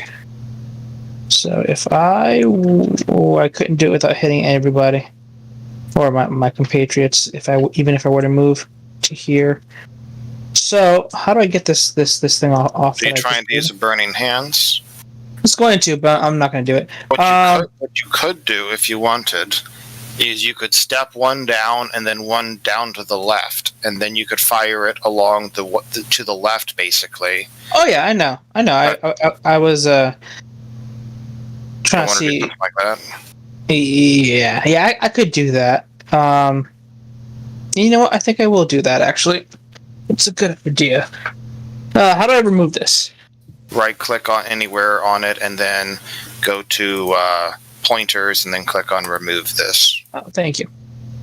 Yeah, I'm gonna go. Assuming that's difficult terrain we're into mute, but since he has like 25 feet of movement, he can move 2 squares like that. Yeah, he can move right there, and then I will go ahead and do that. There's these two bad boys.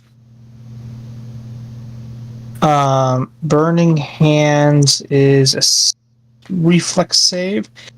Excellent.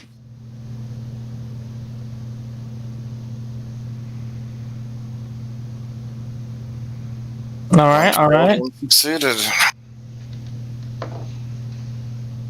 Oh, ignore that. Sorry. Damn it. Well, that actually gets worse. You're going to have to re-roll until you get the previous results, or it's going to mess up the damage. So we had a failure and a success, right? Roll and drop the damage in the chat window. What do you mean? It means untarget them and click your damage. There we go. And then he'll manually do it.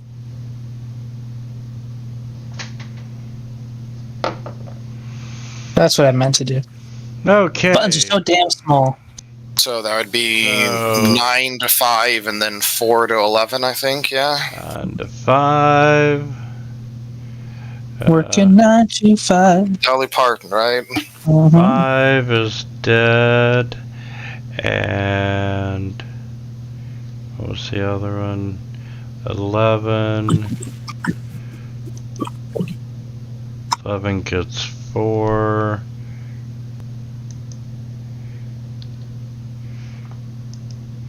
He's still alive. So you got one killed, got one and wounded one. Excellent. That is my turn.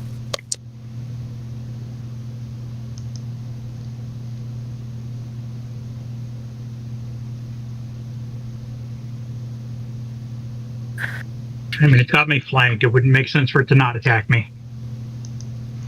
Okay, and yeah, and you would be flat-footed. Kira. Oh, why will you not let me do that? There we go. And target you.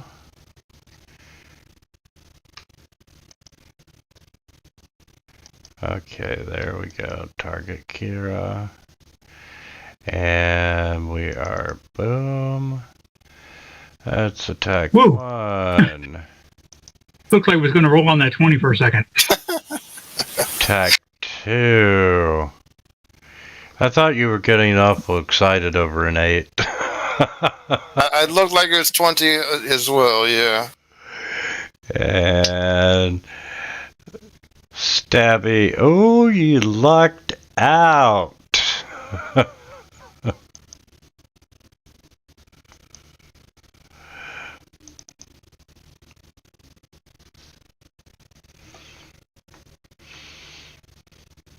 Well, I don't have to expand Bless because it's already 10 foot out, and that should cover just about everyone.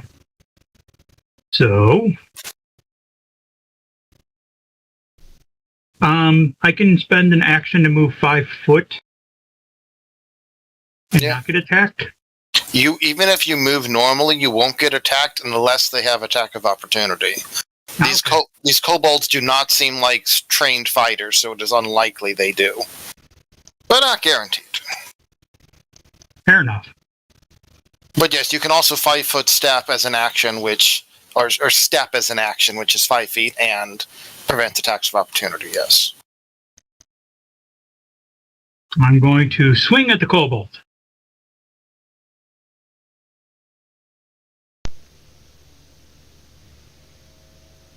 That hits. Can I use a hero point to reroll the damage? No, but it also killed it anyway, so. Oh. Okay. Yeah. Hero point can only re-roll a d20. Just making sure. And since I have, I'm going to heal myself. Because we're near the end.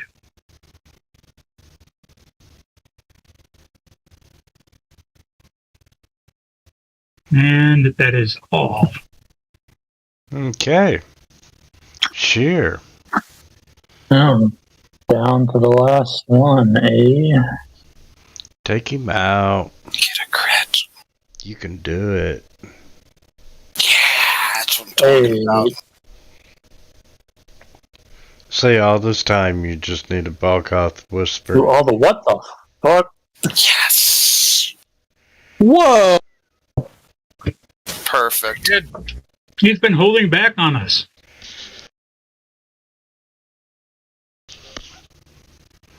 Okay, what the hell? It's the What the magic heck? weapon I casted him. It gives him an extra die. Oh. That's why I wanted to recruit really badly with it. So yes, like having a striking rune, so it does 1d8 instead of 2d8 total instead of 1d8. So then he doubled it, so he got 4d8 plus 8 because that's the baseline. Dealing 15 more damage than was really necessary. Clean slice right down the middle. Absolutely. Very nice. And we're just gonna hurry this up. And eventually you're able to pick the lock and find out what was the treasure that was in the cage area. And in the end, you find a gold ring that's worth 5 gold pieces, and you find a beautiful +1 short sword that is now in the party inventory. Yeah, probably use the short sword, but it's like the rapier. So the upside of the short sword is obviously you get +1 attack. It also is an agile weapon, which means if you attack multiple times in one round, you get a lower bonus. It's only -4. The rapier on the flip side does bonus crit damage, but it has -1 attack. You could also have the rapier in the main hand and the short sword in the offhand, if you want better crit damage in your first attack and better accuracy on your subsequent attacks. Give that a shot.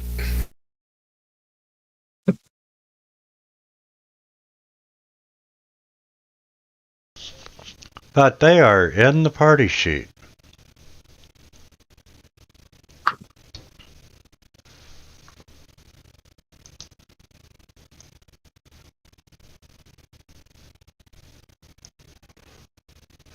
And, gentlemen, we've run long a little bit this game. When was it supposed to end? Here in about 10 minutes. Oh, okay. Okay. We can really there's a trap, a puzzle, and then you got the big boss battle. We can move forward to the big boss battle. We like I said at the beginning of the game, I am running part 2, which is the second level to this dungeon next week. If you all are able to and want to sign up for it, we can just pick up next week. That works.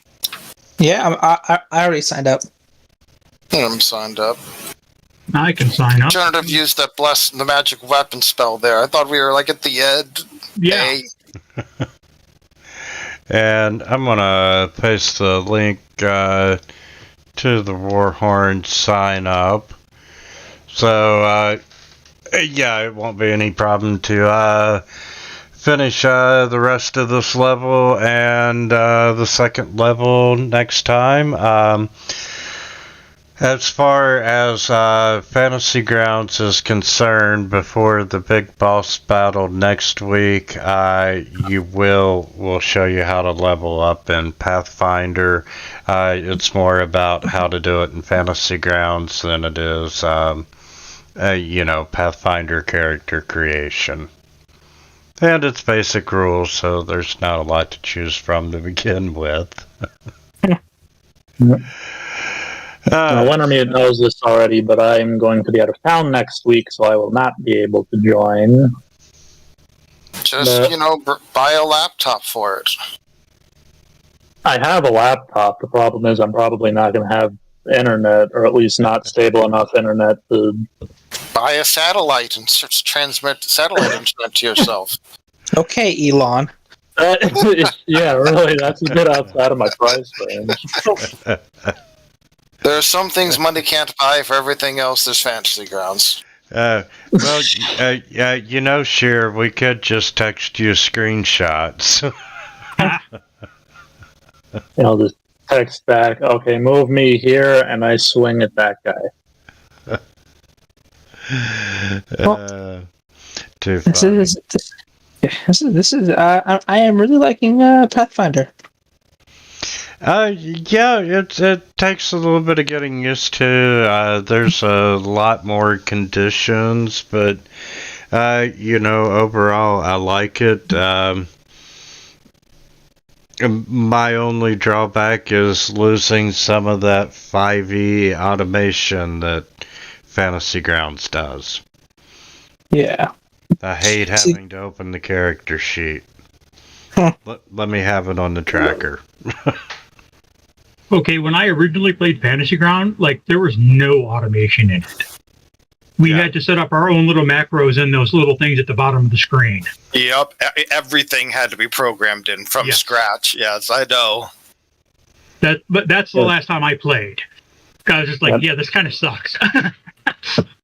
Me and my chronic barbarian ass, every time we started a new game, it'd be like, how do I set up rage again? And even right now, honestly, one thing that annoys me is things like bless, and not just bless, but heal's better now. But there are other spells that just weren't set up properly, and you had to do it. So. Well, I was also playing with the two developers for a different VTT, and all of their Unity programmers got hired by Foundry. So I kind of didn't want to play on Foundry because I felt like I was betraying them. Oh wow. They stole all their employees. I've heard good things about Foundry, but part of the problem... I'm sorry, Fantasy Grounds. Fantasy Ground Unity team stole